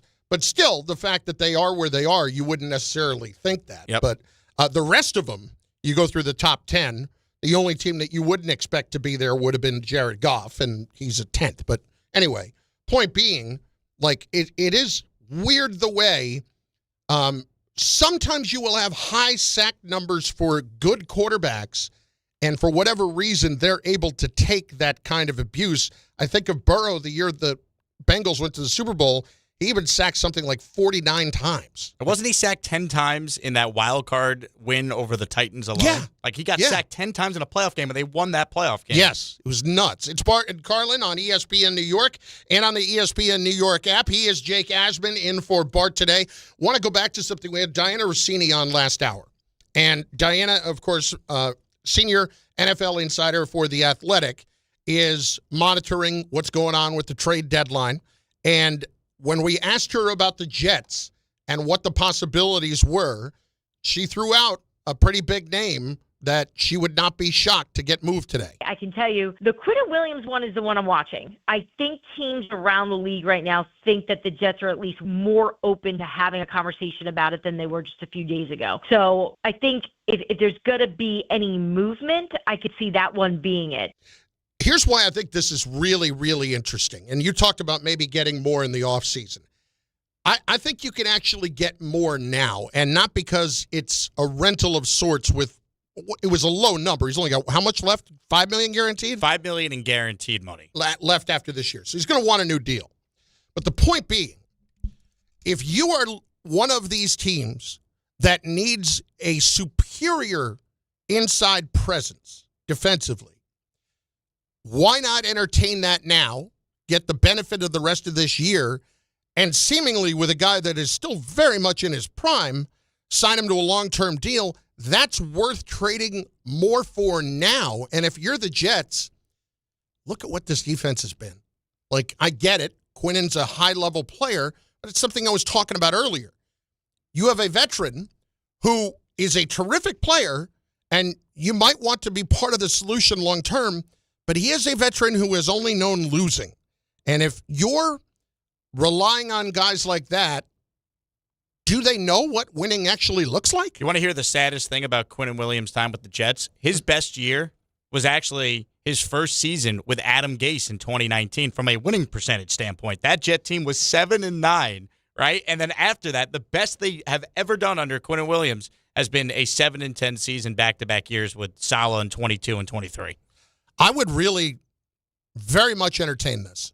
I would. What are you getting, though? If I'm getting a first-round pick, I would absolutely make that deal. I think I would, too. However, I don't know if you're going to be able to get a first-round pick for a guy who doesn't sack the quarterback a ton. It's not like he's having the year he had 2 years ago when he was a first-team All-Pro. But he's incredibly disruptive. He is, he's one of the best. I just looked it up. He's one of the best in the league rating against the run. So if you're a team that's getting gashed defensively and you need to fix your run defense, you put in Quinnen Williams there, and all of a sudden you're going to be a lot better in that department. So think about teams right now that could use a player like Quinnen Williams who are not maybe great against the run, but would be vastly improved if they were to make a trade for him, and they obviously have an opportunity to do something this year.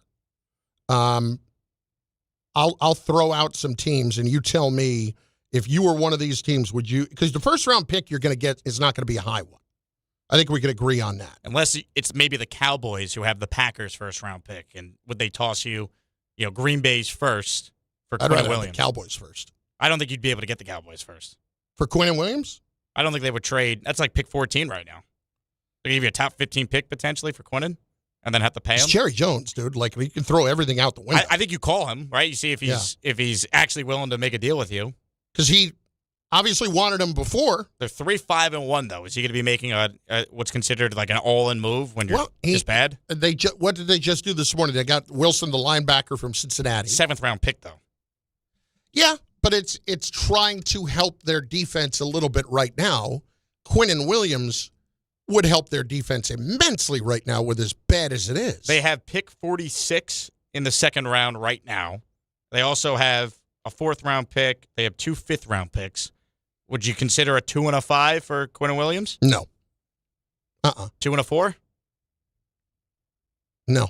So it sounds like you need a first if you're going to deal him, and I just don't know if that's out there. I mean, a 2 and a 3, I feel like I can't do that. And Does it may the 3 not be. need to be this year? Because they don't have a 3rd this year, but maybe the following year.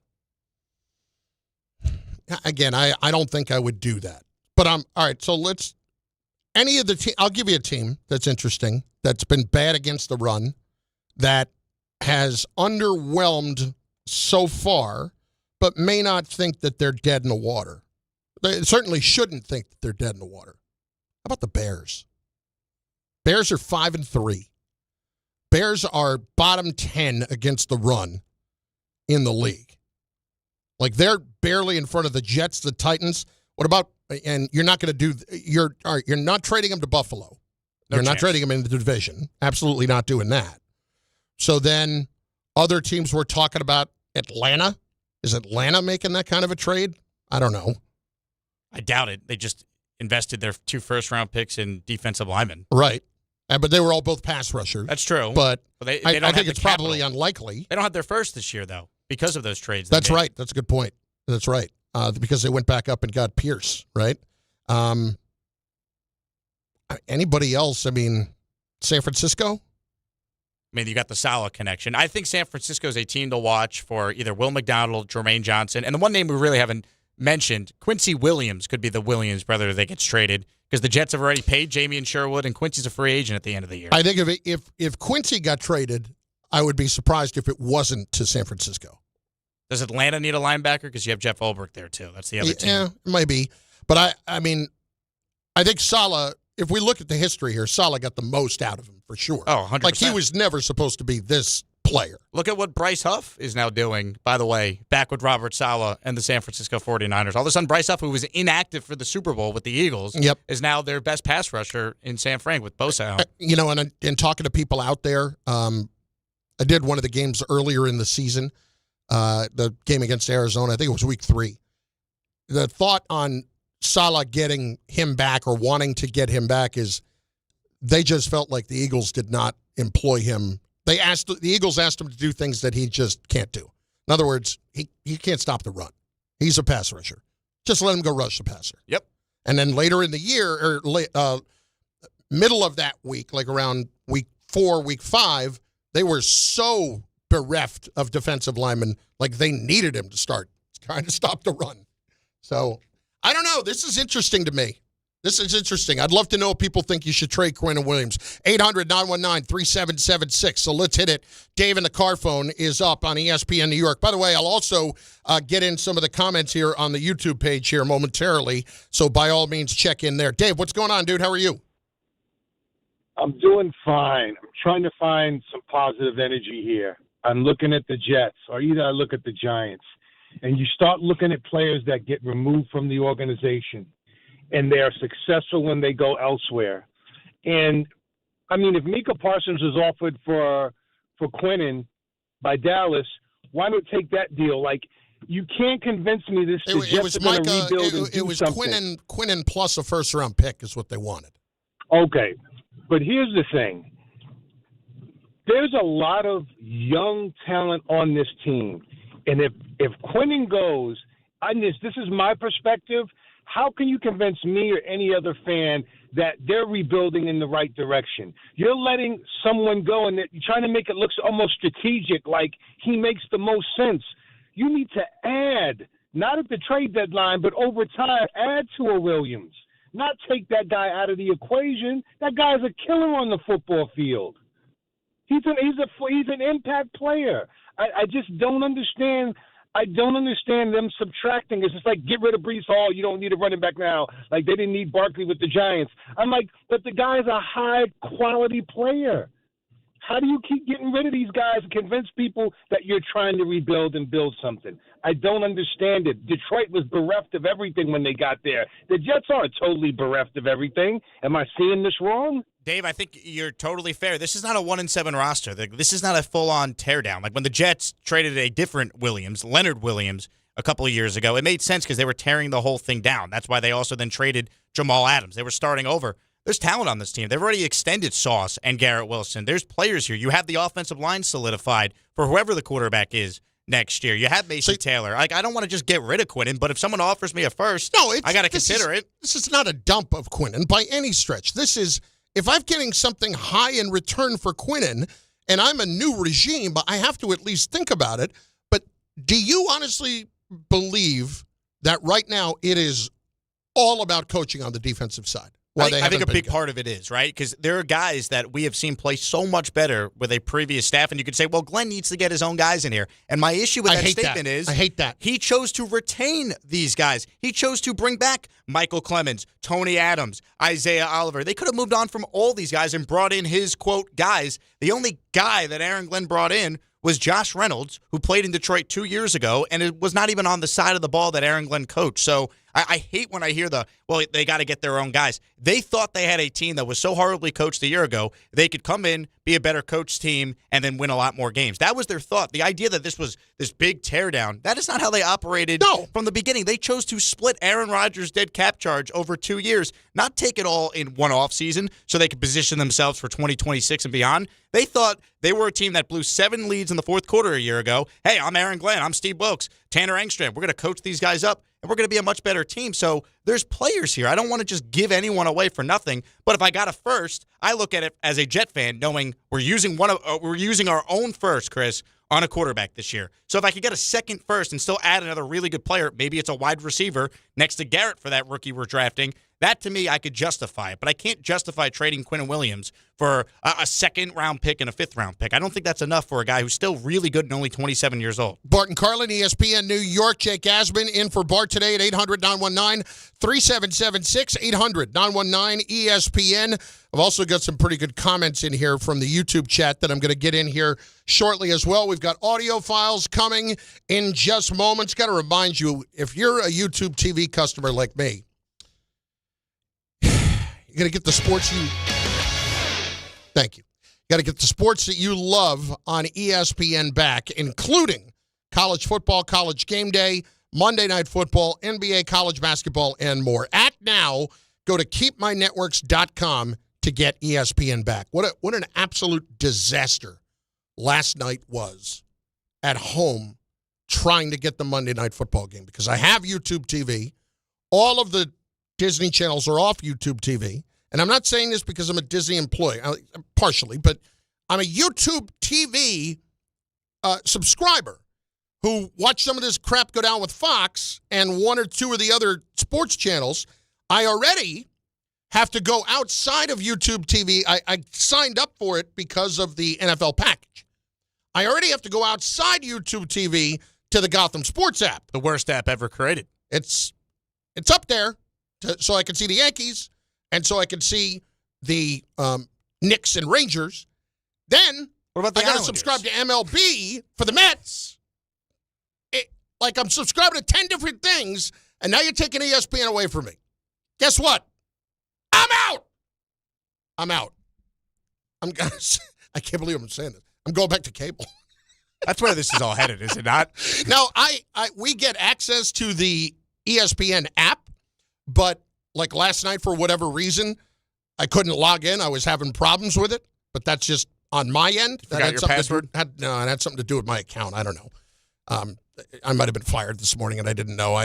Who knows? These things just. It's like are you old enough to have seen the movie Office Space? I have. Yeah, it's like we fixed the glitch, so it'll naturally take care of itself. So they just assume that at some point here I'll just stop showing up, and if I stop getting paid, you're getting fired. At least they're letting you do your final show right now. You could thank the audience. Usually in radio you just get whacked. You don't even get a chance. You get whacked. You don't get a final show. That's not how this goes. Anyway, the YouTube TV thing is a disaster, and I 100% blame YouTube TV. Once again, I would ask you to go to keepmynetworks.com to get ESPN back. Your ambition just met its match with Robinhood. Trade stocks and ETFs, options, futures, and crypto all on one platform. Get started today at Robinhood.com/yourmoney. Your money, your move. All investments involve risk, including loss of principal. Options, futures, and crypto trading carry significant risk and may not suit all investors. Securities offered through Robinhood Financial LLC, member SIPC. Futures trading is offered by Robinhood Derivatives LLC, not FDIC or SIPC protected. Crypto offered through Robinhood Crypto LLC, NMLS ID 1702840, not FDIC or SIPC protected. Portfolio management offered by Robinhood Strategies, an SEC registered advisor. Feeling stuck on your own 10-yard line in the career game? Maybe it's time to just go for IT. My Computer Career has the game plan to score a rewarding new IT career in months. Whether you're a rookie, a breakout career changer, or a military veteran ready to serve. Why spend years chasing a college degree when you can fast-track your future in IT starting now? Take your mark, get set, Go for IT. Take the free career evaluation at mycomputercareer.edu today. Financial aid is available to those who qualify, including VA benefits. Hey, it's Alan Hahn. Let me tell you about my friends at Bathfitter. They remodeled the bath by my pool. They converted a tub into a shower. The result is amazing. Bathfitter offers all types of custom bath renovations, including their unique PermaFit solution for a watertight fit. It's done in one day, easy to clean, and durable with no demo or mess, and it costs less than a standard replacement. Plus, a lifetime guarantee. Right now, you get no money down, no payments or interest until 2027. So start designing your bath today at bathfitter.com. There's only one Bathfitter. Is college even worth it these days? At Empire State University, it actually is. They are SUNY's leading online university. Flexible, affordable, and built for real life. With more than 120 degree programs, you can study what matters most to you. And students agree. They're ranked #1 in student satisfaction among SUNY schools. Whether you are finishing what you started or starting fresh, your goals are within reach. See for yourself. Visit sunyempire.edu before the next term begins. 1877 Cars for Kids. KARS Cars for Kids. 1877 Cars for Kids. Donate your car today. 1877 Cars for Kids. Donate your car today. Ready to get rid of that old car? Donate it to Cars for Kids. Call 1-877-CARS-FOR-KIDS to reach a friendly live agent. Donation's super easy, and your car can be picked up as soon as tomorrow. Call us now, 1-877-CARS-FOR-KIDS. That's Cars with a K to donate your car today. 1877 Cars for Kids. KARS Cars for Kids. 1877 Cars for Kids. Donate your car today. Did you know you can donate real estate too? Go to carsforkids.org. That's carsforkids.org. Finding great candidates to hire can be like, well, trying to find a needle in a haystack. Sure, you can post your job to some job board, but then all you can do is hope the right person comes along, which is why you should try ZipRecruiter for free at ZipRecruiter.com/ESPN. ZipRecruiter doesn't depend on candidates finding you. It finds them for you. Its powerful technology identifies people with the right experience and actively invites them to apply to your job. You get qualified candidates fast. So while other companies might deliver a lot of hay, ZipRecruiter finds you what you're looking for. The needle in the haystack. See why 4 out of 5 employers who post a job on ZipRecruiter get a quality candidate within the first day. ZipRecruiter, the smartest way to hire. And right now, you can try ZipRecruiter for free. That's right, free. At ZipRecruiter.com/ESPN. That's ZipRecruiter.com/ESPN. ZipRecruiter.com/ESPN. Empower. Jen has ordered a decadent seafood tower, king crab legs, lobster tails, and a waterfall of caviar. Pricey? You bet. But Jen worked with Empower on her savings and investment strategy and planned for splurges like these. She got good at money, so she can be a little bad. Ooh, champagne. Empower. Invest well, live a little. Start today at empower.com. Past performance is not indicative of future returns. Investing involves risk. You may lose money. Advisory services are provided for a fee by Empower Advisory Group, LLC, EAG, a registered investment advisor with the Securities and Exchange Commission. OMG, those shrimps are really jumbo.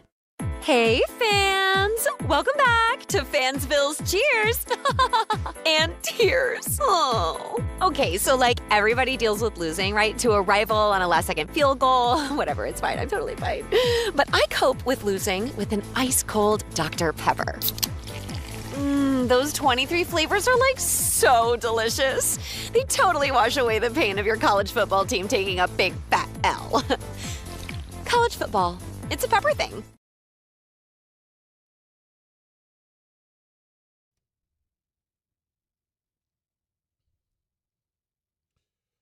Bart Carlin, ESPN New York, and on the ESPN New York app. Game time. Brought to you by Tullamore Dew Irish Whiskey, because when it's game time, it's Tully time. 7 p.m., Rangers hosting the Hurricanes at Madison Square Garden. Coverage begins at 6:30 right here on ESPN New York. 7 o'clock, Islanders hosting the Bruins at UBS Arena. Tullamore Dew is the original triple distilled, triple blended, triple cask matured Irish whiskey. Be sure to grab a Tullamore Dew or try the new Tullamore Dew Honey during today's action. Glasses up to enjoying Tullamore Dew responsibly. Jake Asman in for Bart today, 800-919-3776. Calls momentarily. Right now, audio files. The audio file. We'll motor through some of these. Last night, Knicks win. Cat 33-13. That's refreshing. Here's Mike Brown. Cat was a monster. He was a monster on the glass. He was really good defensively. He was a monster inside, outside. He's starting to find his rhythm in what we're trying to do. There's still a lot of room there to grow, not just for him, but for us to learn him, starting with me, and us to continue learning the different points or parts of what we're trying to do offensively. He's a monster. So, listen, I'm kind of in the anti-Cat school right now, so to speak. Obviously, when you have a night like last night, that's different, huh? Was it the animal or the player? Since Both. you're anti-cat. I don't care for cats. No? Dog guy? Not a cat guy. Absolutely a dog guy. Like, I don't need a pet that automatically thinks it's better than me. And that's what cats do. Like, they operate like they don't need you in the least. I've not heard that take before. You think all cats just assume they're better than you? Yes, absolutely. Interesting. Absolutely true. Like, a cat is not coming to the door and saying hello. And if I've had a bad day, I'm going to see the cat, and no matter what, I'm going to feel better. Some like cats with a can dog, be friendly. I've met a friendly cat or two. Yeah, dogs are better. I'm totally a dog person. Yeah, I meet a friendly cat when they can sense that I'm allergic to cats, and they come over and like rub themselves on me. And they're doing it intentionally. Like, the cat's a smart animal. I'm not going to sell them short on that. Good instincts, but. Again, not for you. No, they don't act. I don't need an animal that acts like it's better than me. Like, they barely move when you walk in the house. You don't have to give them a lot of attention, though, so you don't have to worry about them. They're kind of just chilling. Yeah, they're just chilling, but then, like, when you need something, hey, dumbass, let's go. You know? That's what it's like. Anyway, Karl Anthony Towns, like, I think since the discussions of the trades this offseason, I think a lot of it has bothered him. It's great to see him have a night like last night. I honestly don't know that Cat's going to be a part of the solution for the Knicks long term. I think it's going to depend on how the year plays out, because if the Knicks feel like the Giannis stuff is a real conversation again, and Milwaukee's open to actually moving him, or Giannis actually says to them, hey, I'm out, then, I mean, just by math, Cat has to be in that deal in all likelihood, right? So yeah. I think that certainly probably affected him, especially how awful he was against Giannis in that game last week.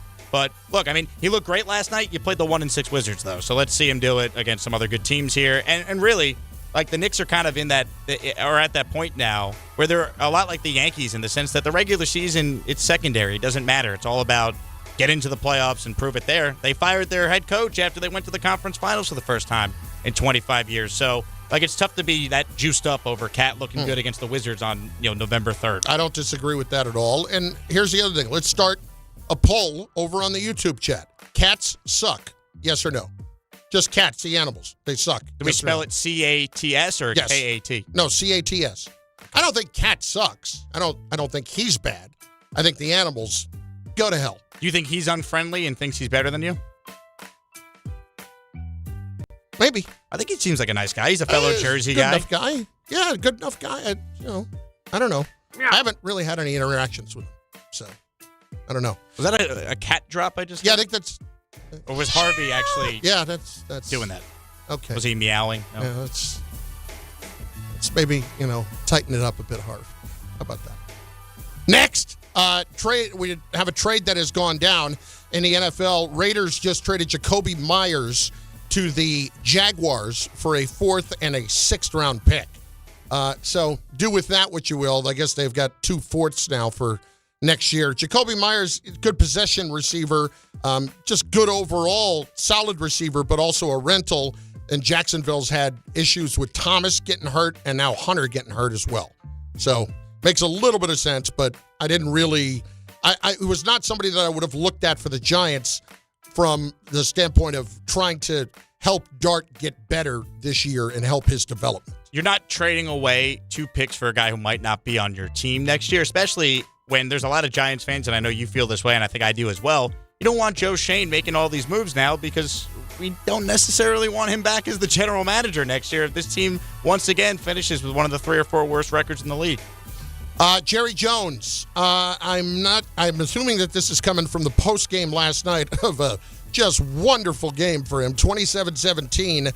Cowboys lose to the Cardinals. That defense is just atrocious. They have already gotten Logan Wilson today from Cincinnati because when you need good defensive players, you go to the Bengals to get them. That's right. Here is Jerry. Have you already made a trade last night? This was after the game, but before Wilson. We have options, and one of the biggest options is whether to do it or not.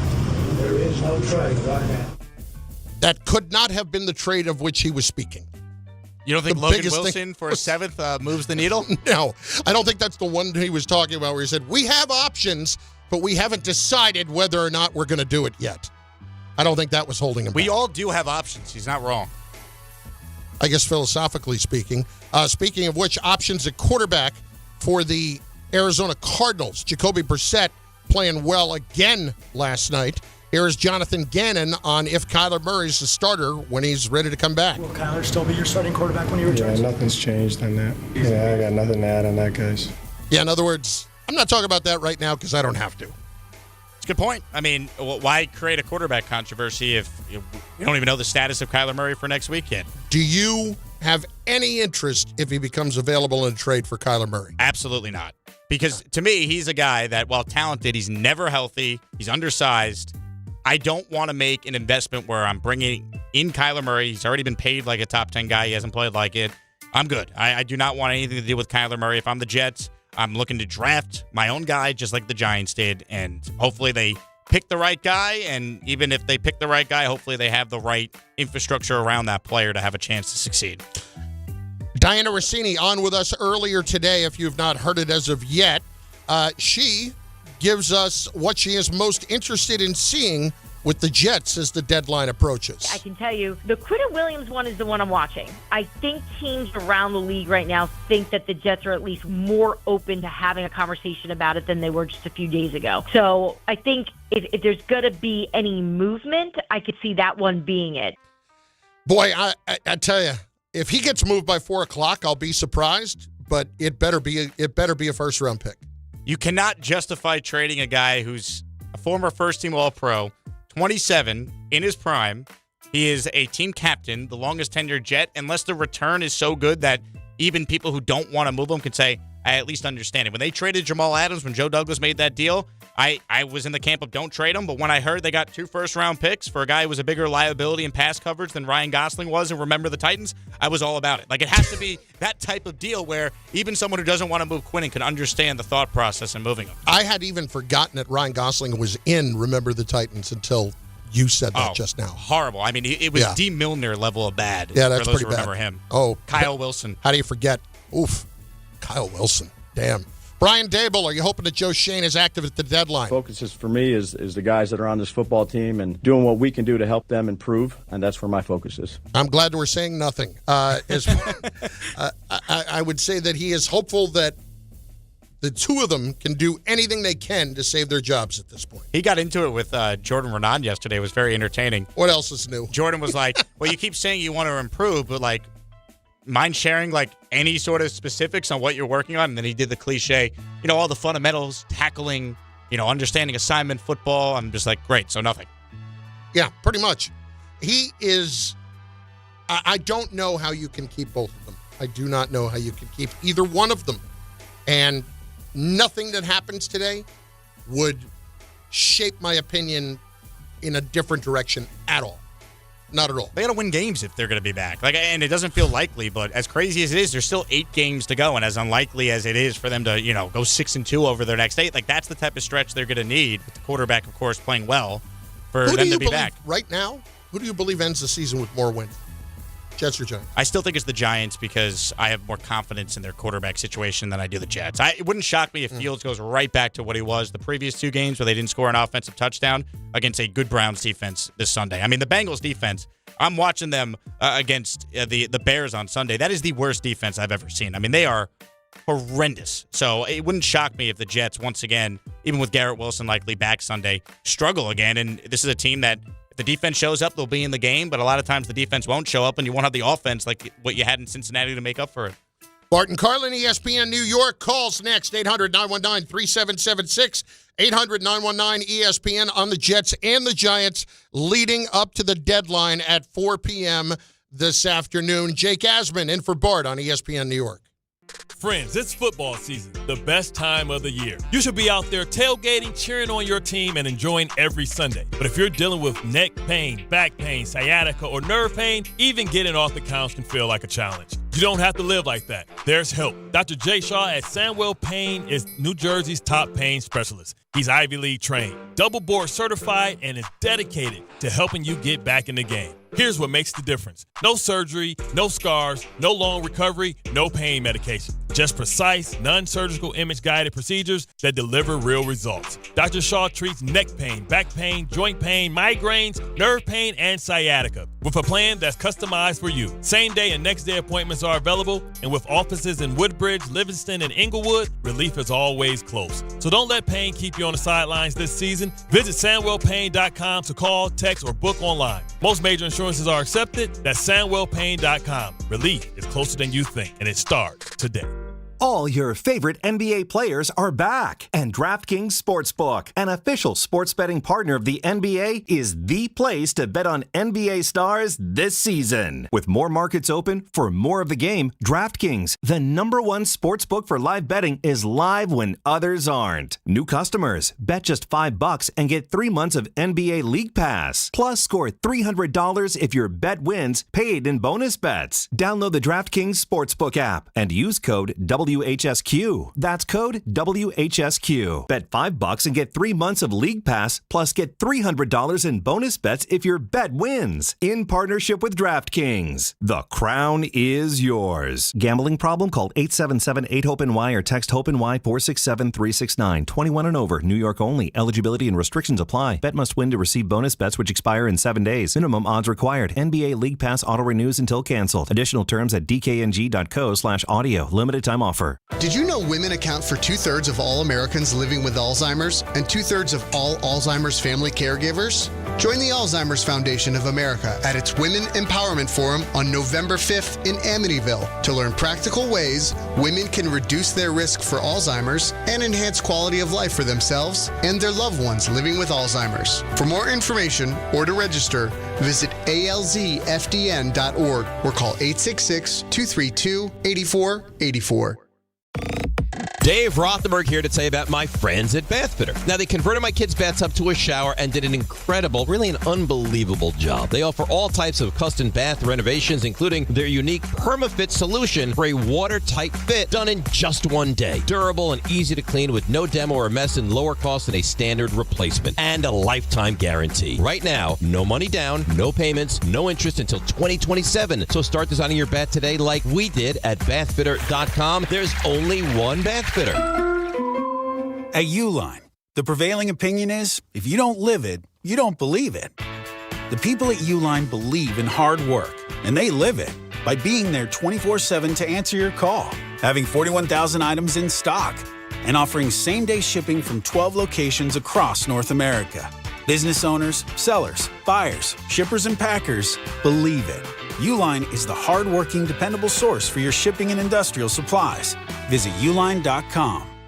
Actual price will depend on product and subscription plan. Featured products are compounded drug products, which the FDA does not approve or verify for safety, effectiveness, or quality. Prescription products require an online consultation with a healthcare provider who will determine if appropriate. See website for details, restrictions, and important safety information. Want a boost in and out of the bedroom? Hims has you covered. Introducing a new 2-in-1 approach to level up your game. Tadalafil for better bedroom performance and zinc for testosterone support. Put it all together and you've got what you need to turn things all the way up. Getting started is simple. Just go to hims.com/joy to start your free online visit. Through Hims, you can access ED treatments including pills, chews, and more. 100% online. No office visits, no pharmacy lines. Just fill out a simple intake form and a licensed medical provider will determine if treatment's right for you. If prescribed, it ships free and discreetly to your door. Find affordable treatment options at up to 95% less than brand names at hims.com/joy. That's hims.com/joy, HIMS.com/JOY. You live for this. The wins, the losses, the slam dunks, and the buzzer beaters. The dream that this is your team's year. Hope, it's what keeps you coming back. So you represent with anticipation and with pride. Because when everything's on the line, your support means everything. That's why the NBA store is here to support you. Check out the largest selection of official NBA gear at NBAstore.com. A Fanatics experience.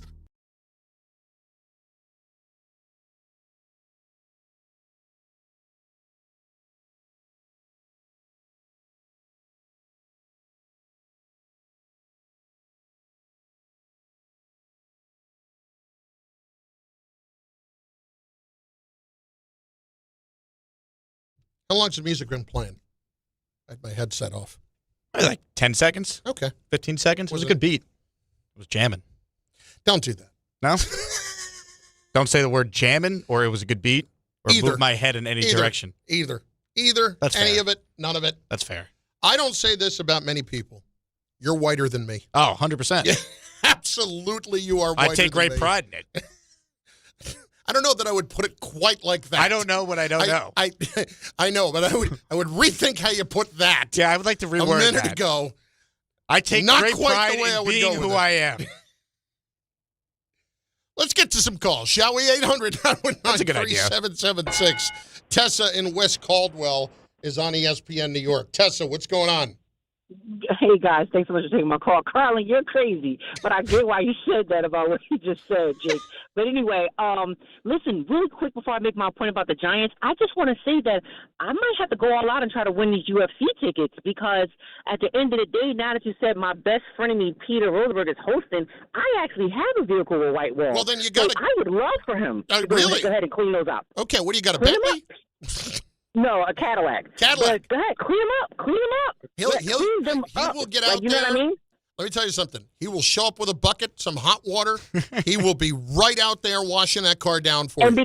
Because I'm such a person, I will take my nice Giants towel that they gave out for free when I went to the Chargers game and pat his bald head for him. You know what I mean? Because you're out here really getting it in. So I appreciate you, Pete. So, yeah, I'm going to try to get those tickets, you know? Nice. But I just wanted to just make a comment about the Giants. Now, listen.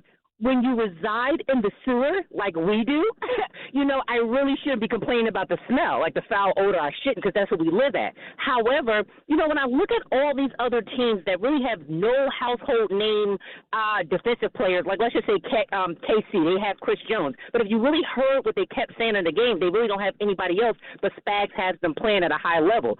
We have super pieces. We have great, amazing talent and upcoming talent in Carter. So to me, that's why it points back to the coaches, because why can't you develop a scheme, Shane Bowen? It's so many disgusting things about my team right now, but I just got to pick on something today and be like a baby saucy Let me ask you this, all right, Tessa? Mm-hmm. Bart and I were talking about this yesterday. The Giants have the second highest paid defense in the league, and they are 31st against the run. Oof. So disgusting. Do you blame this more on Shane or the talent? I'm really not Shane. Shane Bowen. That's what I meant to say. Shane Bowen. Yeah. No, I know what you meant. I'm gonna be honest with you. I'm 60-40 with that one. 60% is the talent, but people need to understand Dexter had a major injury last year, and I just think it's taken him a little bit longer. However, he is ranked in the top, I think, 4 for being doubled every play.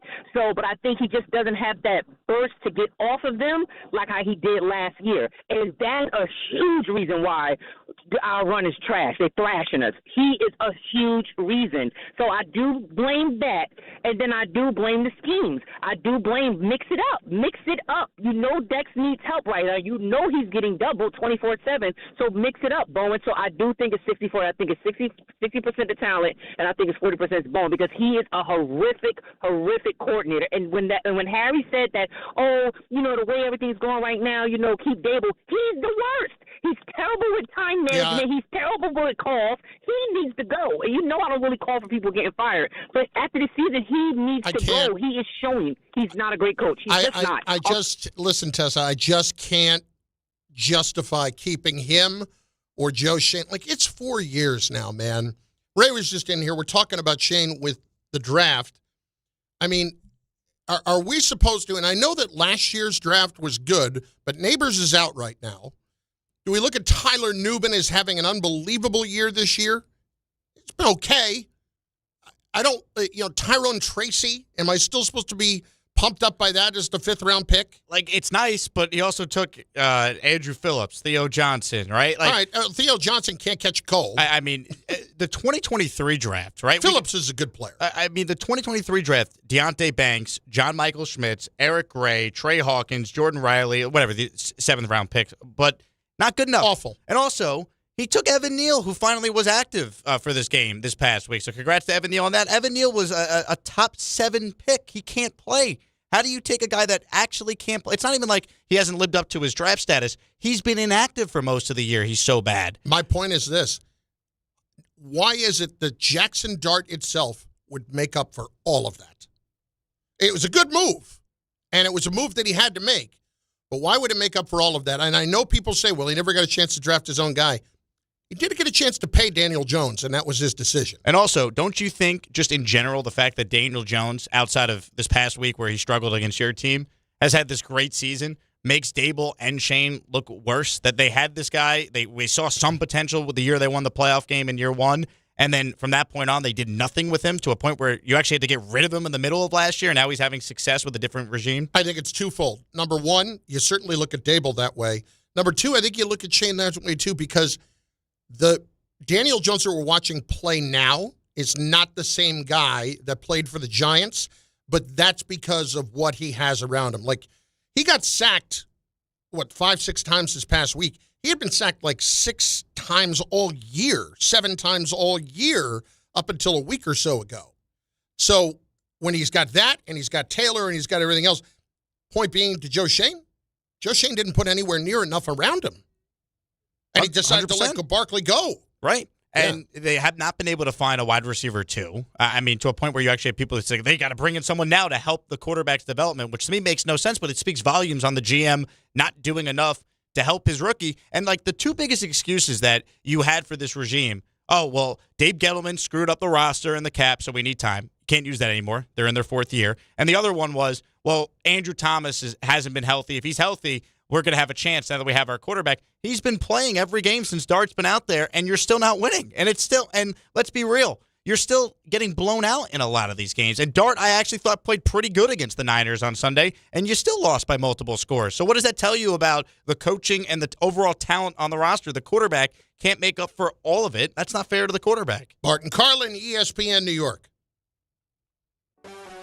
FanDuel is putting you in control right from NBA tip-off, because every day to start the season, you get to choose your reward. Take your shot with a profit boost, play it cool with a no-sweat bet, or get a little backup with a bet-back token. Now, I like a no-sweat bet. Take the risk. If you get it back, boom, you can bet the next day and try it again. You always get that opportunity with a no-sweat bet. That's how I do, but you can make your pick.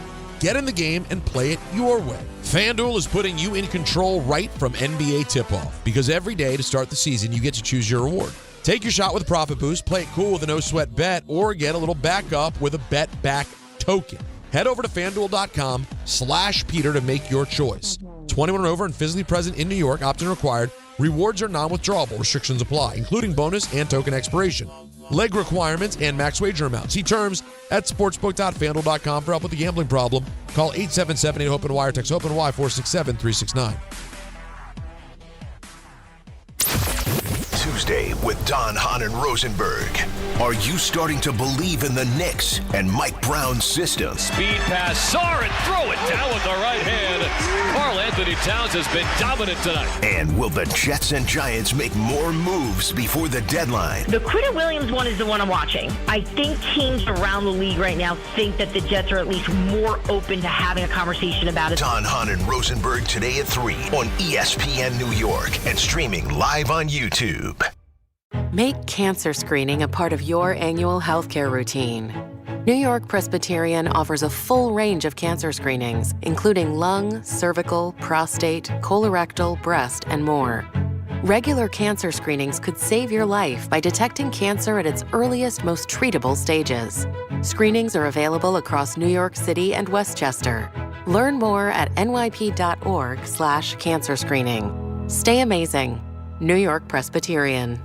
Fight fans, Bud Light and ESPN New York are sending you to UFC at Madison Square Garden. Tap the Bud Light tile on the ESPN New York app and enter for your chance to win a pair of tickets in the ESPN suite. Catching the action alongside me, Peter Rosenberg. Through November 7th, listen and enter through the Bud Light tile to score your shot at the ultimate fight night. Bud Light is the official beer of UFC, so make your move now on the ESPN New York app. Must be 21 and over. No purchase necessary. Void where prohibited. Rules on the ESPN New York app. Please enjoy Bud Light responsibly. Dave Rothenberg here to tell you about my friends at Bathfitter. Now, they converted my kids' bathtub to a shower and did an incredible, really an unbelievable job. They offer all types of custom bath renovations, including their unique PermaFit solution for a watertight fit done in just one day. Durable and easy to clean with no demo or mess and lower cost than a standard replacement. And a lifetime guarantee. Right now, no money down, no payments, no interest until 2027. So start designing your bath today like we did at bathfitter.com. There's only one Bathfitter. Score or win this game day with Amazon Pickup, the MVP of package pickup. Need that new football jersey for the big matchup? With Amazon Pickup, you can collect your order from secure Amazon lockers or counters near you on your schedule. Whether you're running from work or home or straight to the tailgate, Amazon Pickup makes it easy and worry-free at no extra cost. Don't miss kickoff. Grab your gear and your packages when it works for you. Find your nearest Amazon Pickup location at amazon.com/pickupmvp. That's amazon.com/pickupmvp. Hey, this is Mika Zibanejad. Hey, this is Adam Fox. Catch every Rangers game right here on 880 ESPN. WHSQ and WCBS-FM HD2, New York.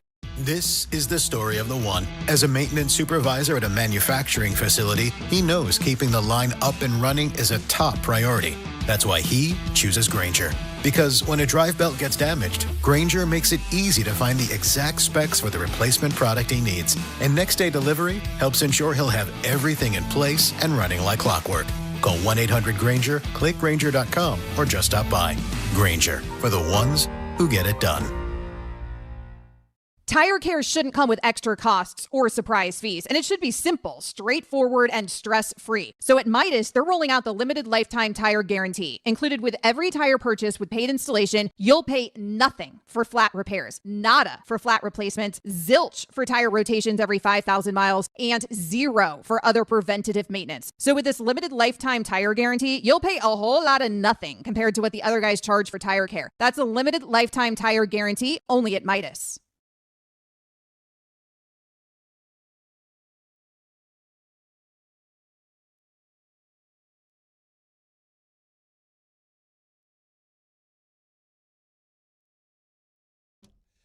I would ask you if you want to try to do the power hour thing, but I don't know that that's the best course of action at this moment. Do you want to? You want to try to do the power hour thing? It seems pretty simple from the standpoint of just yelling power hour, right? Just very loud over and over again. I guess, but even the way it hurts my ears the way you just did that, I don't know. I feel like you don't even like it. You just have to do it because Bart that's wants not true. to do it. That's not true. I think you just want the day off from hearing it. I like it because Bart takes so much joy out of it. You see the joy in Bart's face when he's doing it.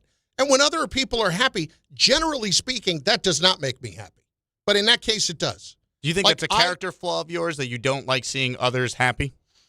I have therapy today at 1:30, but I will say that, is there a degree of schadenfreude in me? Absolutely. Do I enjoy others suffering? If they're people that I find particularly annoying, or and that's not you, or I don't like, you know? It sounds like you don't want to hear the power hour chant today. No, but you can, no, please. I don't want to do it, no.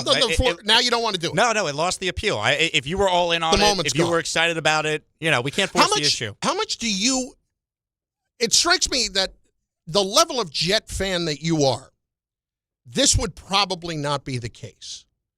But how much do you take joy out of rival teams or fan bases that you just cannot stand losing? It's all I have. That's the only joy I get. All right, so you're a Jet fan. Joy. What other kind of fan are you besides Jet? I am a diehard Yankee fan, Knicks fan, Islander fan. Were you happy that Toronto won, or that Toronto lost, or were you kind of rooting for them to win? I was rooting for Don Mattingly to get a ring. Okay. I am not rooting for Toronto fans per se. Now, the fact that they lost in devastating fashion, does that feel a little good, knowing how much their fan base like to rub it in the Yankee fans' face? And, they were blasting New York, and the Yankees lose with Vlad and Big Papi? Mm-hmm. Sure, but I also would have been very happy had they won and Don Mattingly got a ring. Have you ever taken more joy from somebody else's loss than you've taken from your own win? Personally or with my teams?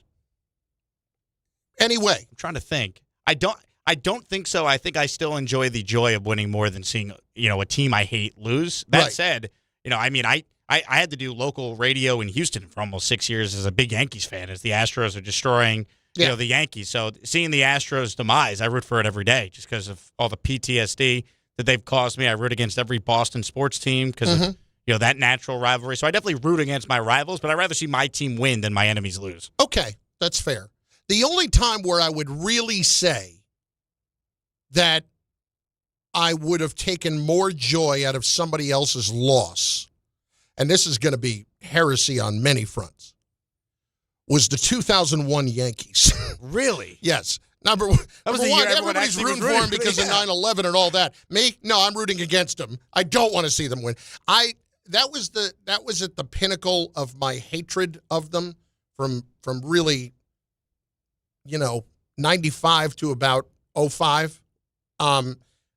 And I had to go with Mike. I was producing Mike and the Mad Dog at the time to Arizona for Game 6 and 7. And I was missing, I didn't want to go. I was missing a Rutgers game, which bummed me out, which, by the way, they ended up losing that game pretty badly. It's the only one I've missed in 25 years. But when we flew home on the red eye after they lost Game 7, I was thoroughly enjoying his pain. Like, he was not even speaking to me, knowing how much I hated the Yankees. And on the way home, he said 2 words to me, when we landed. Was it a private jet? No. It was a regular. Yeah, no, it was a United flight coming back from Phoenix, going to, I think, to Newark or something like that. And yeah, it was totally. So it was the happiest you ever were for a red-eye flight? Oh, I had a couple of Budweisers before we even took off. There were visions of sugar plums dancing in my head that night. It's funny how happy. That's the team you hated the most, and that's the one Yankees team during the entire dynasty run where even people who hated the Yankees because of September 11th were actually rooting for them. Yes, and I can't deny, thinking back on it now, how incredible that whole thing was. But it was that and 04 were the most crushing losses that they could have had. Now, I will admit that slowly, as my spirit has been killed off, I don't really have a true hatred for them anymore. I watch them and they're good for business, so I can kind of, root for them for that. But I don't have that same passion anymore that I used to have in hating them. Hating other teams, I still do. It sounds like, though, as your therapist here, Chris, it sounds like perhaps your dislike, I won't use the word hate, of Mike Francesa contributed to you not liking the New York Yankees. No, I don't hate Mike. No, Mike was just insufferable when it came to the Yankees. I should rephrase that. Didn't have anything to really do with that. It was Mike was so insufferable at the time. He was the representative of the Yankee fan who, in the middle of that run, was so insufferable during the time as well. So kind of sounds like you hate Mike. I don't know.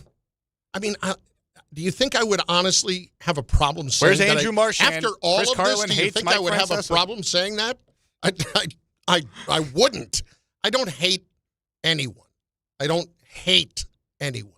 Do I care for him? No. Absolutely, Strong I'll dislike? admit that. After everything that happened? Yeah. There's just absolutely. But at the time, I'm just telling you, but I also am not going to deny the impact he had on my career either.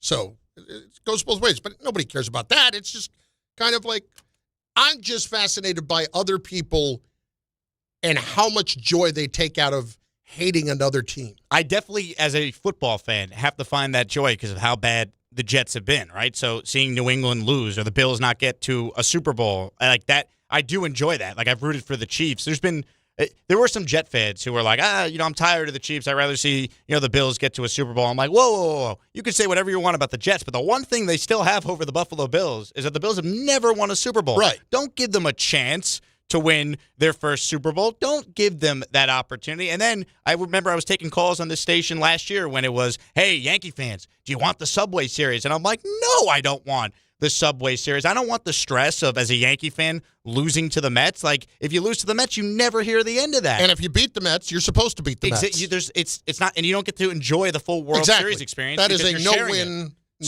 proposition. But there were Yankee fans, the frauds, as Michael Kay and Don LaGreca would say, that were like, I root for the Yankees and the Mets. Stop it. If you're a real Yankee fan, you don't root for the Mets. And if you're a real Met fan, you don't root for the Yankees. So I'm rooting for both. I'd love a Subway Series. That, to me, was just asinine. And I definitely was rooting against I'd rather the Yankees not go to the World Series if you told me they lost to the Mets than actually get there and then lose. I don't think it's worth it. That I could completely understand.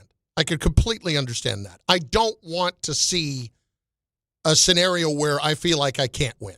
I have to beat them because if I do, it's going to be a nightmare. And if I don't, if I do lose to them, it's going to be a nightmare. And if I win, it's like, you were supposed to. Like, then I get nothing out of that. Like, totally. Does it feel great to win? But it would almost be like a relief more than like the joy. Like, and that's what a lot of the Yankee players in 2000, I remember, were saying. Like, it's like we had to win this one. Like the other championships we won at that point, it didn't matter. We had to win in 2000. Otherwise, George would never let us hear the end of it. Right. Like, you couldn't lose to the Mets. So that's how I felt last year. True. Absolutely true. And I always go back to one of the Jeter documentaries that came out. I forget which one it was, but where he's talking about that 2000 World Series, and it's like, we didn't think of the Mets as a rival. They were just the Mets. The boss hated them. That was it. Like, it was like, we better beat them, but we didn't. Like, they were just kind of like, the Mets. They weren't the Red Sox. They weren't anything like that. A couple of comments from the YouTube chat from the Drew. Carlin probably roots for the Manchester Chicken Tenders, the Burger Kings, or the Macon Bacons. All of them sound delicious, except the Burger King and we have not resolved our issues. Really? Yeah. They didn't give you a crown the last time you were there? No, it dates back to the 90s, so we don't need to get into it. Also, Jim fan asking, is Chris Carlin a Mike guy or a dog guy? Here was the thing about that. You had to make both of them believe that you were their guy. That was what was important. I like the strategy. I want to hear about this. No, you just had to make sure. You'd kind of whisper in one's ear and whisper in the other about like sweet nothings. No, like you're saying things like God, Mike, you're the best, Mike. No, not like that. Great take, Chris. No, love your tennis perspective. It'd be more like, oh God, Mike's driving me nuts today, dog. What do you think? Oh, Mike, can you believe this idiot today? Come on. Oh my God, come on. I was more of a dog guy. I was overall more of a dog guy, but they both certainly did plenty for me. I want to make sure that's clear. Are you a fan of the show Game of Thrones? Not really. There's a character on Game of Thrones, Littlefinger, and like he's like the whisperer. He kind of makes things happen behind the scenes. That's kind of what you were doing to try and maintain your relationship with both. That's Mike what you and had Chris. to do. You had to make them both think that you were their guy. 800-919-3776. All right, let's hit the calls. Bob in Vermont is up on ESPN New York. Bob, what's going on? Hi, Jake. How you doing? Hi. Bobby Midnight calling in. He's a regular on my YouTube show, Chris. He called Kay last week. He loves the station. All right. And I love cats too, Carlin. You better watch out, Carlin. I'm good. I'm good. Thanks, though. No, you said they were cats stink. You said they suck. I did say that, yeah, and they do. I do not back down off of that take. Well, I love my cats. Jake, do you think Brian Gable should get? I think they should get rid of Brian Gable. I think both the GM and the coach should go, Bob, if they continue to look like this. I don't think it should be one or the other. I think it should be both. And who else do you think in mind they could pick up for GM and head coach? Yeah, GM's difficult. Appreciate the call. I think from what the Giants would need is obviously the right coach for Dart, and like the general manager is almost secondary. Like you almost want like the coach just to be comfortable with whoever the GM is, because everything should be about getting the most out of Dart because he's your future going forward. Like you have the quarterback, let's make sure we maximize what he does and build up the rest of the team around him. What really bothers me about this is we can all sit here and believe that Dart has the talent to be the guy, and I understand that. My big hesitance on whether or not Dart's definitively the guy is the ability to stay healthy. And he's been banged up a couple of times already, but if he's going to keep doing this, like, the talent's great, and that's fantastic. The other part of it has to be there too, and the guy I keep coming back to is a guy that looked really good early in his career, but because he took too many hits, was RG3. RG3 in Washington, they thought they had it because that first year he was terrific, especially in the second half of the year.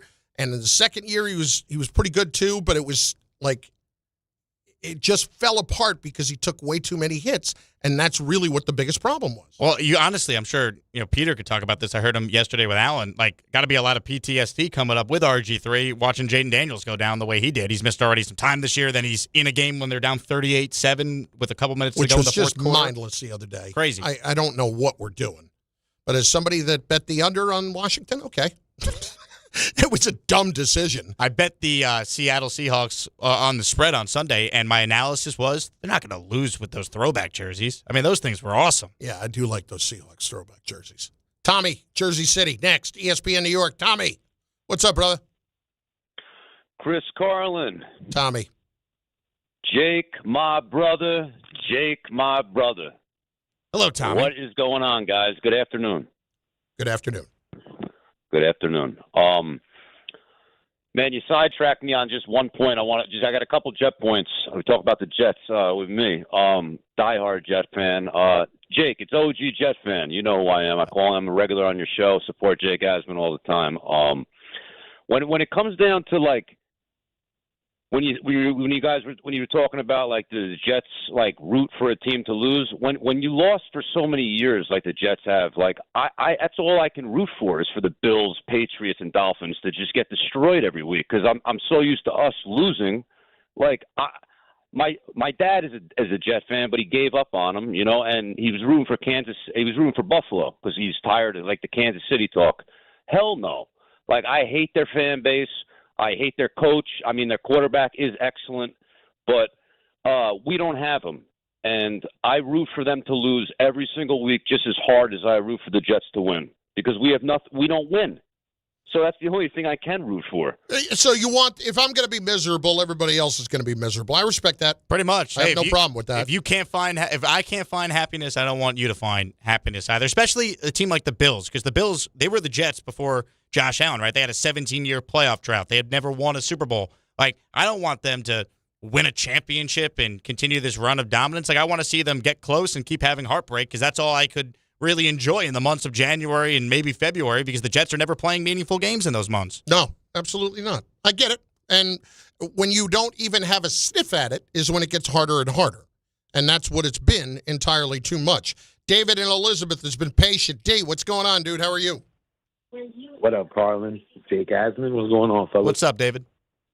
Same old, same old. All right, Jake, I never go against you, but I'm going to have to go against you today, my brother. Yeah, I know it sucks, man. That's my guy. But, just being realistic with you, Jake, I'm going to have to side with Bart. I think that Kyler Murray could be a good pickup for us. And I do agree with you as well. We should still draft a quarterback, but maybe get Kyler to be there as the bridge and then see what could happen from there. Like, my brother always says this all the time because, we're diehard Jets fans. Like, you can keep drafting quarterbacks. You can finally get it right. Like, you just don't, start on one and then be like, okay, yeah, this isn't the guy. We got to try again. Like, not saying that every draft should be a quarterback, but until we get it right, we got to keep doing it, man. Like, we got to get this right. Like, look at the Giants. They got Dart. Like, they're moving in the right direction. Once they get rid of Schoen and Daboll, like, the weight is off them, and then they could move forward as an organization and be successful. That's the same thing I'm wishing for us and Muji and friends. So let's see what happens, man. And Carlin, you should always come at Cat every day because look at the way he played last night. He was aggressive. I love it. Let's go, Knicks. Appreciate you, gentlemen. That's the whole thing, man. It's aggressiveness and it's just not committing dumb fouls. And so many of the dumb fouls are committed because you weren't necessarily in shape to start the season. And that's frustrating. Like when you play for Tibbs, we understand that he's going to be particularly hard on you And I'm not saying that he wanted to get rid of Tibbs, but I don't know that Cat was going to bat for Tibbs in any way. I don't get that impression. So now you're going to bring in a new coach who wants to get up and down the floor, who has basically told you publicly that your ass needs to be in shape to get what you want on this offense. And hopefully a night like last night helps him to start to understand that. All fair criticism. The problem is they need him. Like they need him, so you have to know the player, where if too tough of coaching is going to cause him to not be at his best, you got to do what's in the best interest of the team this year. So Brown's got to be careful with criticisms of Cat. He's got to get the most out of him, because he knows for the Knicks to do anything this year, they're going to need Karl-Anthony Towns to be, the second best player next to Brunson when they go deep in the playoffs. It is incredibly interesting to watch the dynamic unfold with a new head coach and a player of a star level, because you so desperately need the buy-in right away. And look at what's going on with Ja Morant in Memphis. And, to me, when they have a coach who's coming over here from overseas and he already is kind of publicly knocking Ja Morant, that feels like to me the organization is telling the coach, hey, we kind of want to move on from Ja to begin with, so maybe let's grease the skids here a little bit. I don't know if that's the case here, but Mike is being aggressive with it. I don't know that they want to move on from Cat.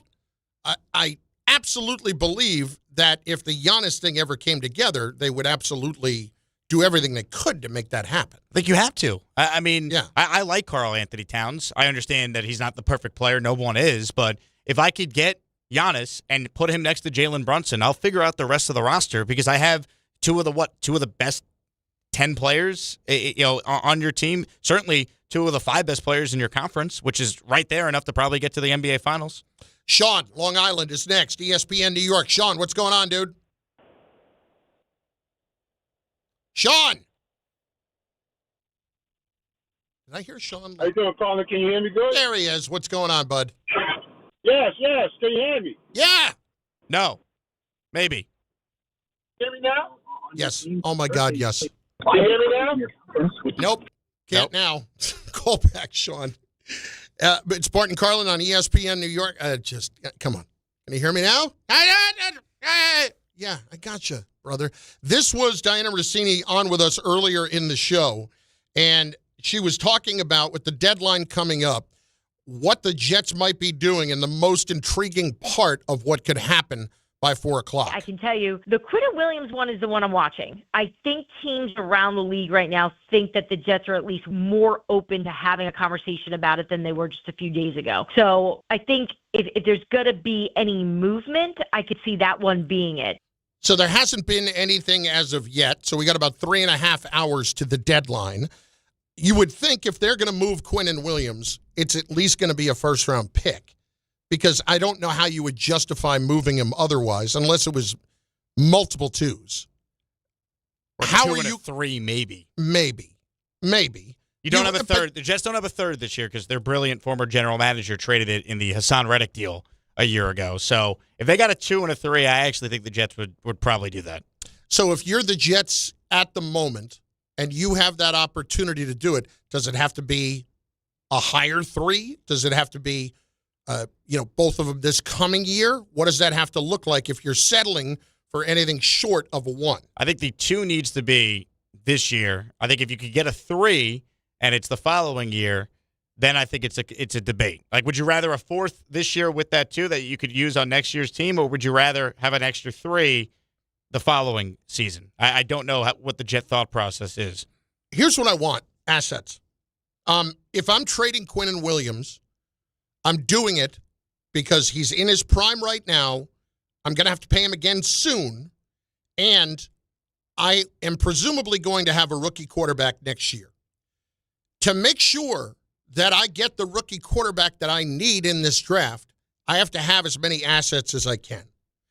And with how this defense is played for the Jets, is it even worth it for me to have Quinnen Williams right now if something like that is on the table? Everything the Jets do should be all about not making the Sam Darnold mistake all over again. Different regime, I understand that. But they actually picked the right quarterback but failed to develop him because they gave him Todd Bowles and Adam Gase as his two head coaches. They had a terrible offensive line. His best receiver was Robbie Anderson before they let him walk in free agency, right? Like, you failed Sam Darnold. We all could see what he has turned out to be. Don't make that mistake again. So if I could turn Quinnen Williams into a second-round pick that I'm using to trade back into the first round this year to get a stud receiver to pair next to Garrett Wilson to go with Mason Taylor and an offensive line that already has 4 of its 5 guys in place for next year, I got to consider it. And I love Quinnen Williams. He's the longest tenured player on the team. The bottom line is this. They haven't won anything with him, and he's not having the best year. So if someone actually would offer me a 2 and a 3, I think I would do it, although I really would like a 1, but I just don't think that's there for a guy who has, a half a sack this season? Like, I don't think you're getting that. He's got a half a sack, but everybody understands the level of player But that when he was is. a first-team All-Pro, he had 12 and a half sacks. He hasn't been, it's kind of like the Dexter But you're Lawrence an interior conversation. defensive lineman. I know. You're never going to put up those kind of numbers year in and year out. But name me defensive tackles that go for 1s, right? Like I looked up some recent trades, like when the Giants traded Leonard Williams a few years ago. They traded him to Seattle. They got a 2nd-round pick and a 5th-round pick. When the Jets actually traded Leonard Williams, they got a 2023 and a 2025 that had stipulations that ended up becoming a 5th. I think you got to go back to Richard Seymour when he got traded from the Patriots to the Raiders. That went for a 1st in 2011. You very rarely see just pure big defensive tackles, I think, go for 1st. Aaron Donald never got traded. He'd be an exception to that. But most of the, quote, pass rusher guys, yeah, they go for multiple 1s. Parsons, the latest example. But I just don't know if you're going to be able to get a 1st for Quinnen. But if you are able to get a 1st for Quinnen, my argument to not trade him today would be let's wait till the offseason and decide then. And maybe there's better offers then. Yeah, my problem is I think if a team is knocking on the door about Quinnen right now, you're going to get more right now. Because the reason they're doing it is going to help him now, and then they can sign him. It's going to help him in the future. If you do it this offseason and he's only got the $5 million guarantees, at least you already know that you've gotten something out of him this year, and then you can pay him plus and go beyond that. What does it do to the locker room if you trade your longest tenured player, who's the team captain, when you already benched your other defensive captain? Jamie Sherwood got benched for the first quarter of the game on Sunday or last week or whenever against the Bengals. Now you trade away Quinnen Williams. I get it. Glenn is not thinking about being one and done. He's thinking about being here for the long term, but he's got to win some games, man. It was great to win, but if they finish with 2 wins, the one and done conversation is not going anywhere, and you make it a lot harder to win games if you trade away Quinnen Williams. I got to tell you, I don't care. I don't care what it does to the locker room at this point. The locker room has not responded to the coach, and I know what the talent level is in there so far. The quarterback's a big problem, okay? But that defense, to me, that's been the biggest disappointment of the year. I think by far. Yeah, because it was supposed to be the given. It was why they had designed this team the way they had. We're going to run the football. We're going to play good defense. And if we have that good defense, then I'm confident in our abilities to win some ugly games. Now you're not even doing that. So I don't really care what the locker room, what it does to the locker room at the moment. I think when you're a bad team, that in and of itself does the damage to the locker room. 800-919-3776. 800-919-ESPN, reminding YouTube TV customers, of which I am one, get the sports that you love on ESPN back, including college football, college game day, Monday Night Football, NBA, college basketball, and more. Last night, guess I couldn't watch Monday Night Football. That's not what I'm looking for. And YouTube TV keeps pulling this crap. Act now. Go to keepmynetworks.com to get ESPN back. That's keepmynetworks.com. Jake Asman in for Bart and Carlin, ESPN New York. That's the ease at which you get information. You want it, you get it. Like that. Ask your phone. Group chat. Smartphone. You're always connected and informed in real time. No waiting. So if you're diabetic and still using finger sticks to read your blood sugar, what are you waiting for? Knowing your blood sugar levels instantly is important for managing diabetes. Call US Med at 888-665-0696. To learn more about continuous glucose monitors, a real-time instant method to track your blood glucose, US Med is an approved provider for Medicare and over 1,000 private insurers. And the best part? Call 888-665-0696 and we'll give you a free insurance benefits check today. So call 888-665-0696 today. That's 888-665-0696. 0696 and manage your diabetes as easy as... The Hess truck's back and it's better than ever. Roaring engines this year. Hess race cars are here. The Hess stock car racers are loaded with lights, sounds, and a powerful racing motor. Only at HessToyTruck.com. Free shipping and batteries included. This is an ad by BetterHelp. Shorter days don't have to be so dismal. It's time to reach out and check in with those you care about, and to remind ourselves that we're not alone. As seasons change and days grow darker sooner, it can be a tough time for many. This November, BetterHelp's encouraging everyone to reach out, check in on friends, reconnect with loved ones, and remind the people in your life that you're there. BetterHelp does the initial matching work for you so you can focus on your therapy goals. Short questionnaire helps you identify your needs and preferences, and our 12-plus years of experience and industry-leading match fulfillment rate means we typically get it right the first time. If you aren't happy with your match, switch to a different therapist at any time from our tailored recommendations. This month, don't wait to reach out. Whether you're checking in on a friend or reaching out to a therapist yourself, BetterHelp makes it easier to take that first step. Our listeners get 10% off their first month. Just call pound 250 and say the keyword timeout. That's keyword timeout after calling pound 250. There he goes to the 20, 10, 5. That's a Jet touchdown. That's a Jet touchdown. Jets fans, be there at MetLife Stadium to see the New York Jets take on the Cleveland Browns on Sunday, November 9th at 1 p.m., presented by Verizon. Don't miss your chance to experience the excitement of game day at MetLife Stadium and cheer on your Jets. Lock in your seats at nyjets.com/tickets and get ready to clear the runway.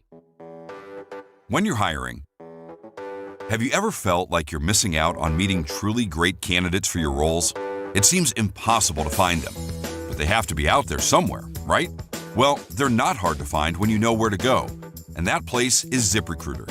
And right now, you can try ZipRecruiter for free at ZipRecruiter.com/ESPN. ZipRecruiter helps 10 million people with their job search every day. And because these people are actively looking for jobs just like yours, it's easy to find the right person right away. In fact, 4 out of 5 employers who post on ZipRecruiter get a quality candidate within the first day. But if you're not using ZipRecruiter, you're missing out.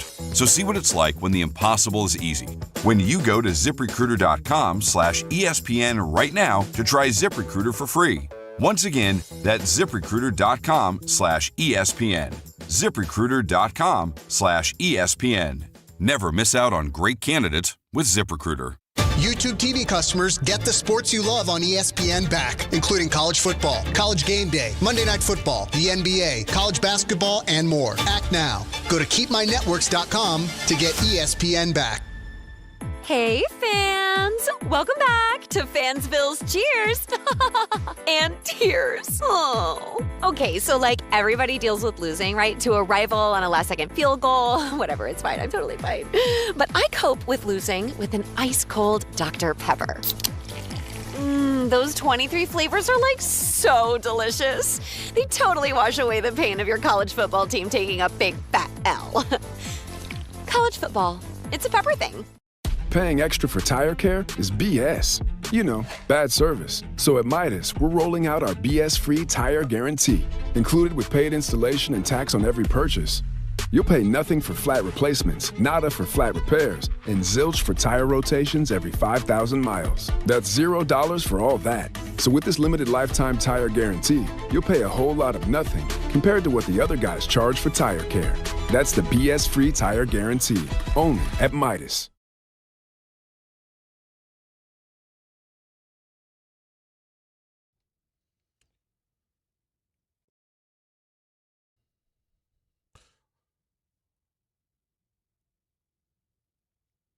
I don't really have a great feel either way as to what happens by the deadline this afternoon. I don't have a great feel as to whether or not the Jets are going to do something today, whether or not the Giants are going to do something today for that matter. Are you counting down the hours, minutes, and seconds like I am? Kind of. 3 hours, 27 minutes, 1 second, but who's counting? All right, I'll probably not to that level, but I'm interested. I'm interested for sure because I'm tired of bad football. And so when it's been like this, it becomes about the trade deadline.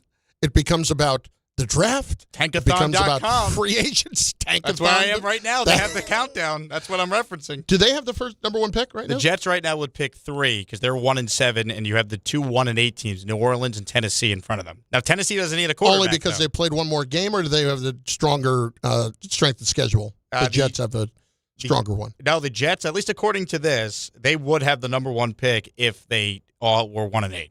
Okay, all right, that's good to know. So we have that to know for now.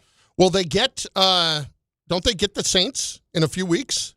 In December. Yeah. You going to that one in New Orleans? I will not be. ESPN sending you to call that one? I don't. Well, no, I shouldn't say I will not be. I don't know. It's possible. How far out in advance do they give you an idea of what game you could be calling? Usually about 3 weeks to a month, something like that. Well, at the beginning of the year, got them earlier, but they still only decide about 3 or 4 weeks out as to what games they're going to carry and be able to get. So, like, for instance, I got the Packers-Giants next week, and I found that out 2 weeks ago, something like that. So, we'll see. We'll see. Hope Saints, listen, am I going to turn it down? I'm not. Am I praying that they get Saints-Jets? I am not. Bourbon Street? Come on. Have some fun. No, come on. Listen, New Orleans is fine. It's amateurs. I went for the first time this past year. I enjoyed it. For what it is. It's nice, but the food's great, though. You get some Cajun food? No? Again, that's fine, but when I walk down I don't like walking down streets that my feet are going to stick to. Just stay in the French Quarter. You don't even need to go near Bourbon Street. Have some jambalaya. No, Hang out good. with Coach O. Javier in Queens is next on ESPN New York. Javi, what's up, buddy? What's up, fellas? Thanks for taking the call, as always. Jake, I love the Remember the Titans reference before. My favorite memory of Remember the Titans is Avon Barksdale being 30 years old and being a high school linebacker in that movie. That's a good point as well. And Big Fella, just reminiscent about Big Mike, isn't there a great story about at some big event him sending you out to look for soft serve for him? Like, was it a Super Bowl or a World Series? It was the NBA like Finals. It was the NBA Finals in San Antonio. Knicks and the Spurs, and it was at the Alamo Dome, and yeah, I mean that was often part of the job. What type of ice cream do you remember? Well, that was the problem. Is the question at the time was, go get me some ice cream. Don't come back without it. Okay. Depended on it.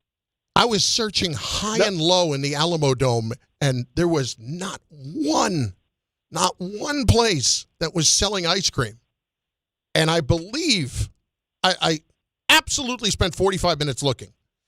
And I believe that I finally got Dippin' Dots. And that was the closest I could come to ice cream. Was it still called Ice Cream of the Future then? Yes. And by the way, when exactly is that this was future? 2000. Yeah, that's 25 years ago. Yeah. When did we get to see this they're future? still around. Isn't that, I mean, that's surprising that it's still around. Yeah, don't ask Rick and Dave about my Dippin' Dots experience with them at the Mets game this past year. What'd you do? I didn't feel like getting up to get ice cream, so they brought, they had someone in the stands serving Dippin' Dots, so I bought some.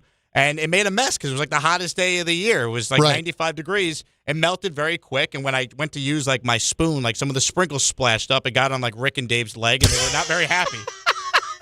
You guys, I see an opportunity for a Dippin' Dots Carlin's Corner table. Are you smelling what I'm cooking? Hey, listen, I'm up for it, but I am absolutely for purchase, Javi. You know this. So anyway, what point did you want to make, bud? So listen, I wanted to talk just a little bit of Jets. Like as a Jets fan, I don't buy into this keep everybody to build a winning culture. There are players that have no future with the Jets. Breece Hall is most likely one of them. So get something for him while you can. It makes all the sense in the world. Try to win without him, but I'm fine with them losing out. But I'm also not saying to me, trading guys that are not going to be in your future is not tanking. I think that's just smart business. I want him to be in the future, though, Javier. That's the thing. Like I understand your point. If there's no way they're bringing Breece back, okay, but I don't think that's smart GMing. If you've already determined, hey, a guy who's sixth in the NFL right now in rushing yards and is the focal point of our offense, which has an offensive line already in place now for next year. Like, I don't want to get rid of that guy. Like, I like Braylon Allen. He's coming off surgery now. Isaiah Davis is a nice scat back. I don't think he's a bell cow. I want to keep Brees, and I'd be having the conversation with his agents about a 2-year extension and try and get something done where he's here and I know I have a legit running back for my rookie quarterback next season. I don't want to get rid of him because of that. I would like the rookie quarterback to have what I would consider to be a higher-end running back. Not somebody who's Saquon in his prime, but still a higher-end running back with what should be a decent offensive line to begin with. Because again, we can go back and look at the sack numbers from this year. I would love to go back and assign a percentage that was due to Justin Fields as opposed to the offensive line. All I know is that Justin Fields and Tyrod Taylor hold on to the football longer than any quarterback in the league this year. So when you're holding on to the ball that long, you can't expect offensive linemen to block for 3.5 seconds. That's not how it works. So a lot of these sacks, especially the game in London when he got sacked 9 times, that was all on Justin Fields. That wasn't the offensive line. That's not the least. You got to get the ball out. And that's why he had success, by the way, against an awful Bengals defense. Fields had the most time to throw among any quarterback that week. And, if you have a lot of time to throw, even guys like, Arian Smith and Isaiah Williams and Tyler Johnson can eventually get open against NFL players. You know what I was thinking about as he brought up that thing about the ice cream? You want ice cream right now? No. Now we're going to the fat joke? Is that the thing? I'm just saying. I'll go get his Dippin' Dots. Yeah, okay. Carlin's Corner. No, it wasn't that. It was that, you know how they used to start the 30 for 30s? What if I told you? They'd have a line about whatever the subject was. I should have been able to do that for the Mike and Chris 30 for 30. What if I told you I once spent 45 minutes searching the Alamo Dome for ice cream during an NBA Finals game? I think that would have been a nice way to start. The dramatic ESPN 30 for 30 music, the undertones playing. Yes, something like that. What if I told you that a radio show almost broke up over Jeff Van Gundy's decisions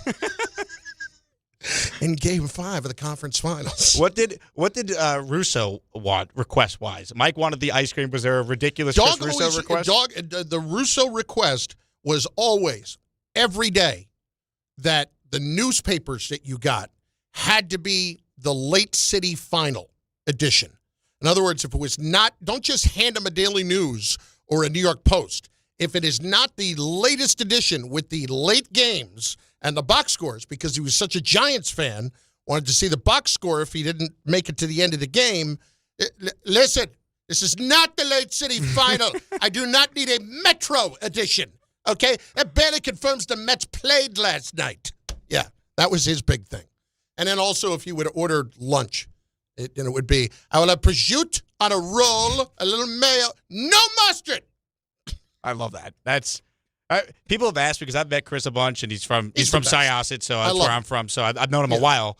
And people are like, "Oh, what's he like?" I'm like, "He's the exact same way on the air as he is off air. It's not he's literally a cartoon character. That's just him. There's no on or off button. He's exactly who he is on or off the air." That is absolutely true.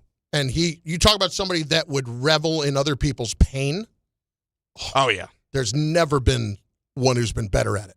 We used to do this thing during the holidays where they would be off. Mike and Chris would be off. And I would still have to work and produce for whoever was filling in. Now, for me, I kind of treated that like a feed-up day. If I don't have to deal with the stress of the two of them, okay. But sometimes you had some hosts who were a little more high maintenance than others. So Dog would do this thing in the middle of it where he would try to drag you into one of his bets. So he'd be betting on one of the college bowl games. And I will never forget. It was the first year they played that bowl game in Idaho on the Smurf turf. The Idaho Potato Bowl? Yes. Wow. It was the first year they did that. And I had a particularly stressful host that day who shall remain nameless, although not a factor anymore anyway. And so he calls me, listen, we got Southern Miss Idaho in this Idaho Potato Bowl. Now, the game is not at Idaho. It is in Boise, at Boise State. Okay, so there's not a home game. What do we think? And I'm a kid that's making $30,000 a year. So I don't have any money. And so I said, I kind of like Southern Miss. It's Southern Miss -3. Idaho just came up to Division I. And I'm not even thinking clearly. I don't know anything about Southern Miss or Idaho at all. So okay, what are we going to bet on this? What are we going to throw in? We'll go in together as a family. That's what he would always say. We go in as a family. Okay. And I'm like, I feel really good about this. And I said, let's bet $200. And for me, $200, which I could not afford in any way. In any way. I don't know why I said that. Each? And total? He did whatever he did. But he did not care whatever he bet.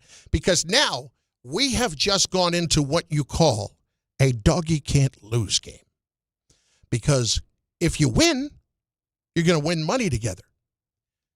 If you lose, he gets to torture me all day long. So Idaho playing in Boise, and somehow I like Southern Miss in late December as I am just getting berated by this host. And the phone keeps ringing every 5 minutes. Oh, my God, Idaho scored again. Do you believe this? Holy crap. How you feel? And so we used to call them the dog you can't lose games. And because you were betting with him, it was his guy. So he had a little card where he would write down how much you owed him. Like on an index card? 200. Yes. And he would hold it up for every time you didn't pay, every time you ticked him off or you hadn't paid him or whatever. So I at one point, like, they had been very good to me, the two of them. At different times in life, like I'm getting into an apartment or things like that, they would float me some money, But I was very important to me to pay them both back when I could. So I did at the end because Dog had whatever that number was down to a T in his mind. And at one point, that number was like $3,200 or something like that. And he's just like, oh, really? What about $3,200? Can we do something about that? You'd never hear the end of it. No, never. Never hear the end of it. Oh, my God. That's unreal. Not surprising, and your impressions of them are spot on, so that's well done. Thank you. Bart Carlin on ESPN New York and on the ESPN New York app. Do we have something cooking here? Oh, my Lord. No. Oh, holy crap. What? Holy crap. Ian Rappaport, 90 seconds ago, the Jets are trading Sauce Gardner to the Indianapolis Colts. Blockbuster. What? This is not, and this is the real Ian Rappaport.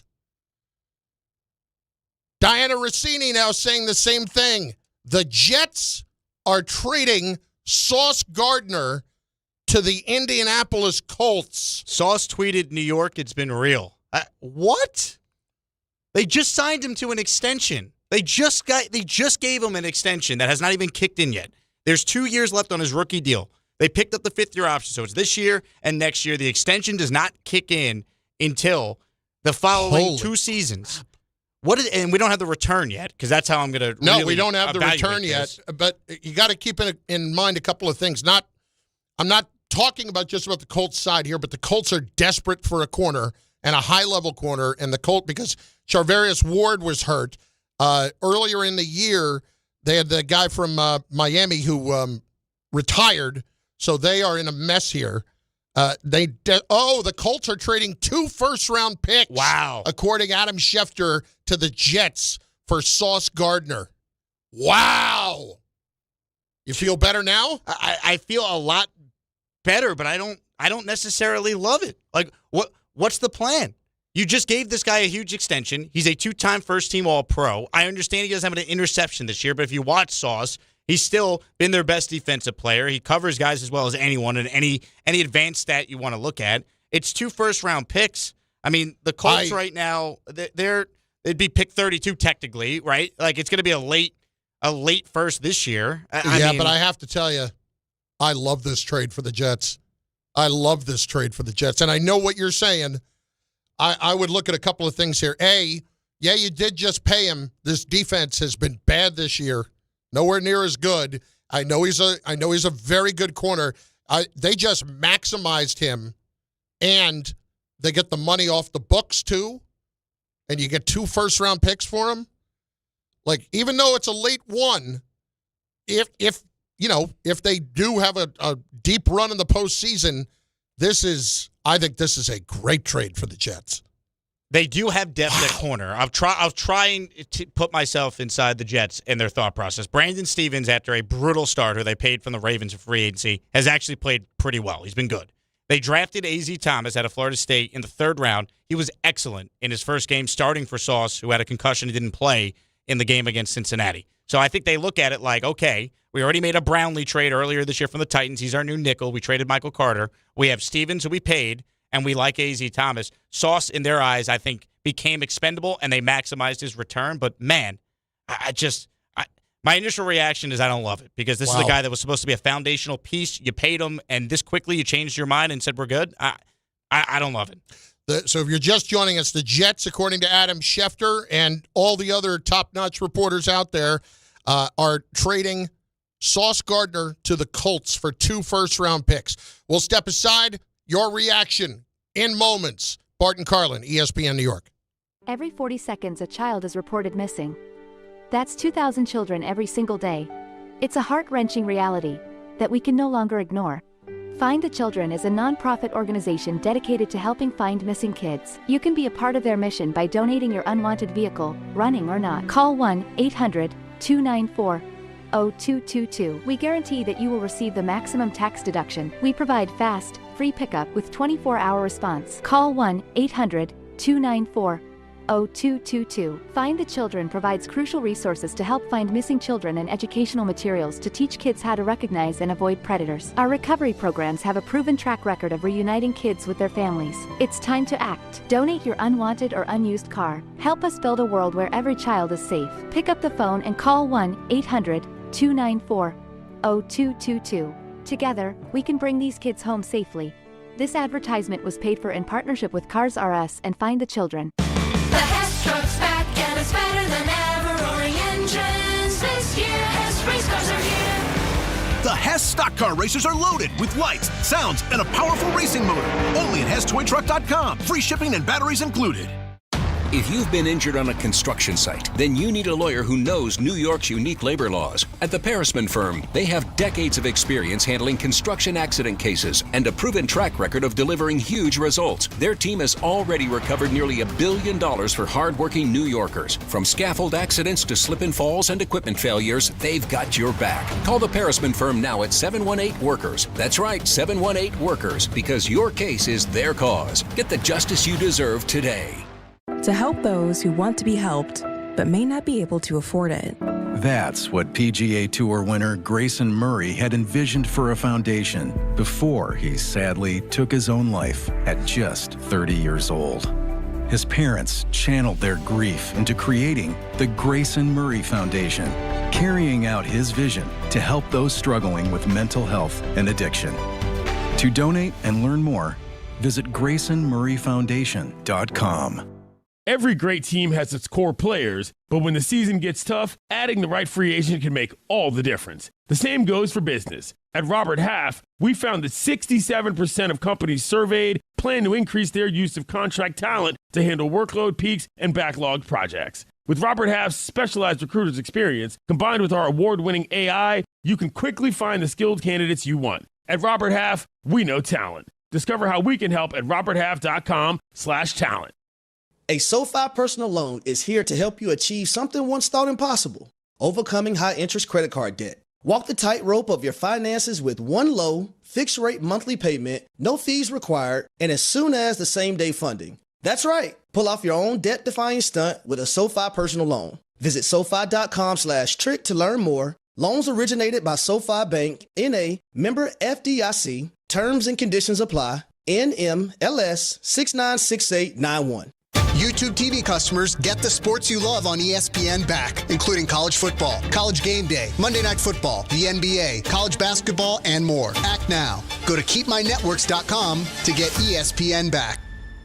Fight fans, Bud Light and ESPN New York are sending you to UFC at Madison Square Garden. Tap the Bud Light tile on the ESPN New York app and enter for your chance to win a pair of tickets in the ESPN Suite. Catching the action alongside ESPN New York's Peter Rosenberg. Listen and enter through the Bud Light tile to score your shot at the ultimate fight night. Bud Light is proud to be the official beer sponsor of UFC. Bud Light, easy to drink, easy to enjoy. Enjoy responsibly. Anheuser-Busch Bud Light Beer, St. Louis, Missouri.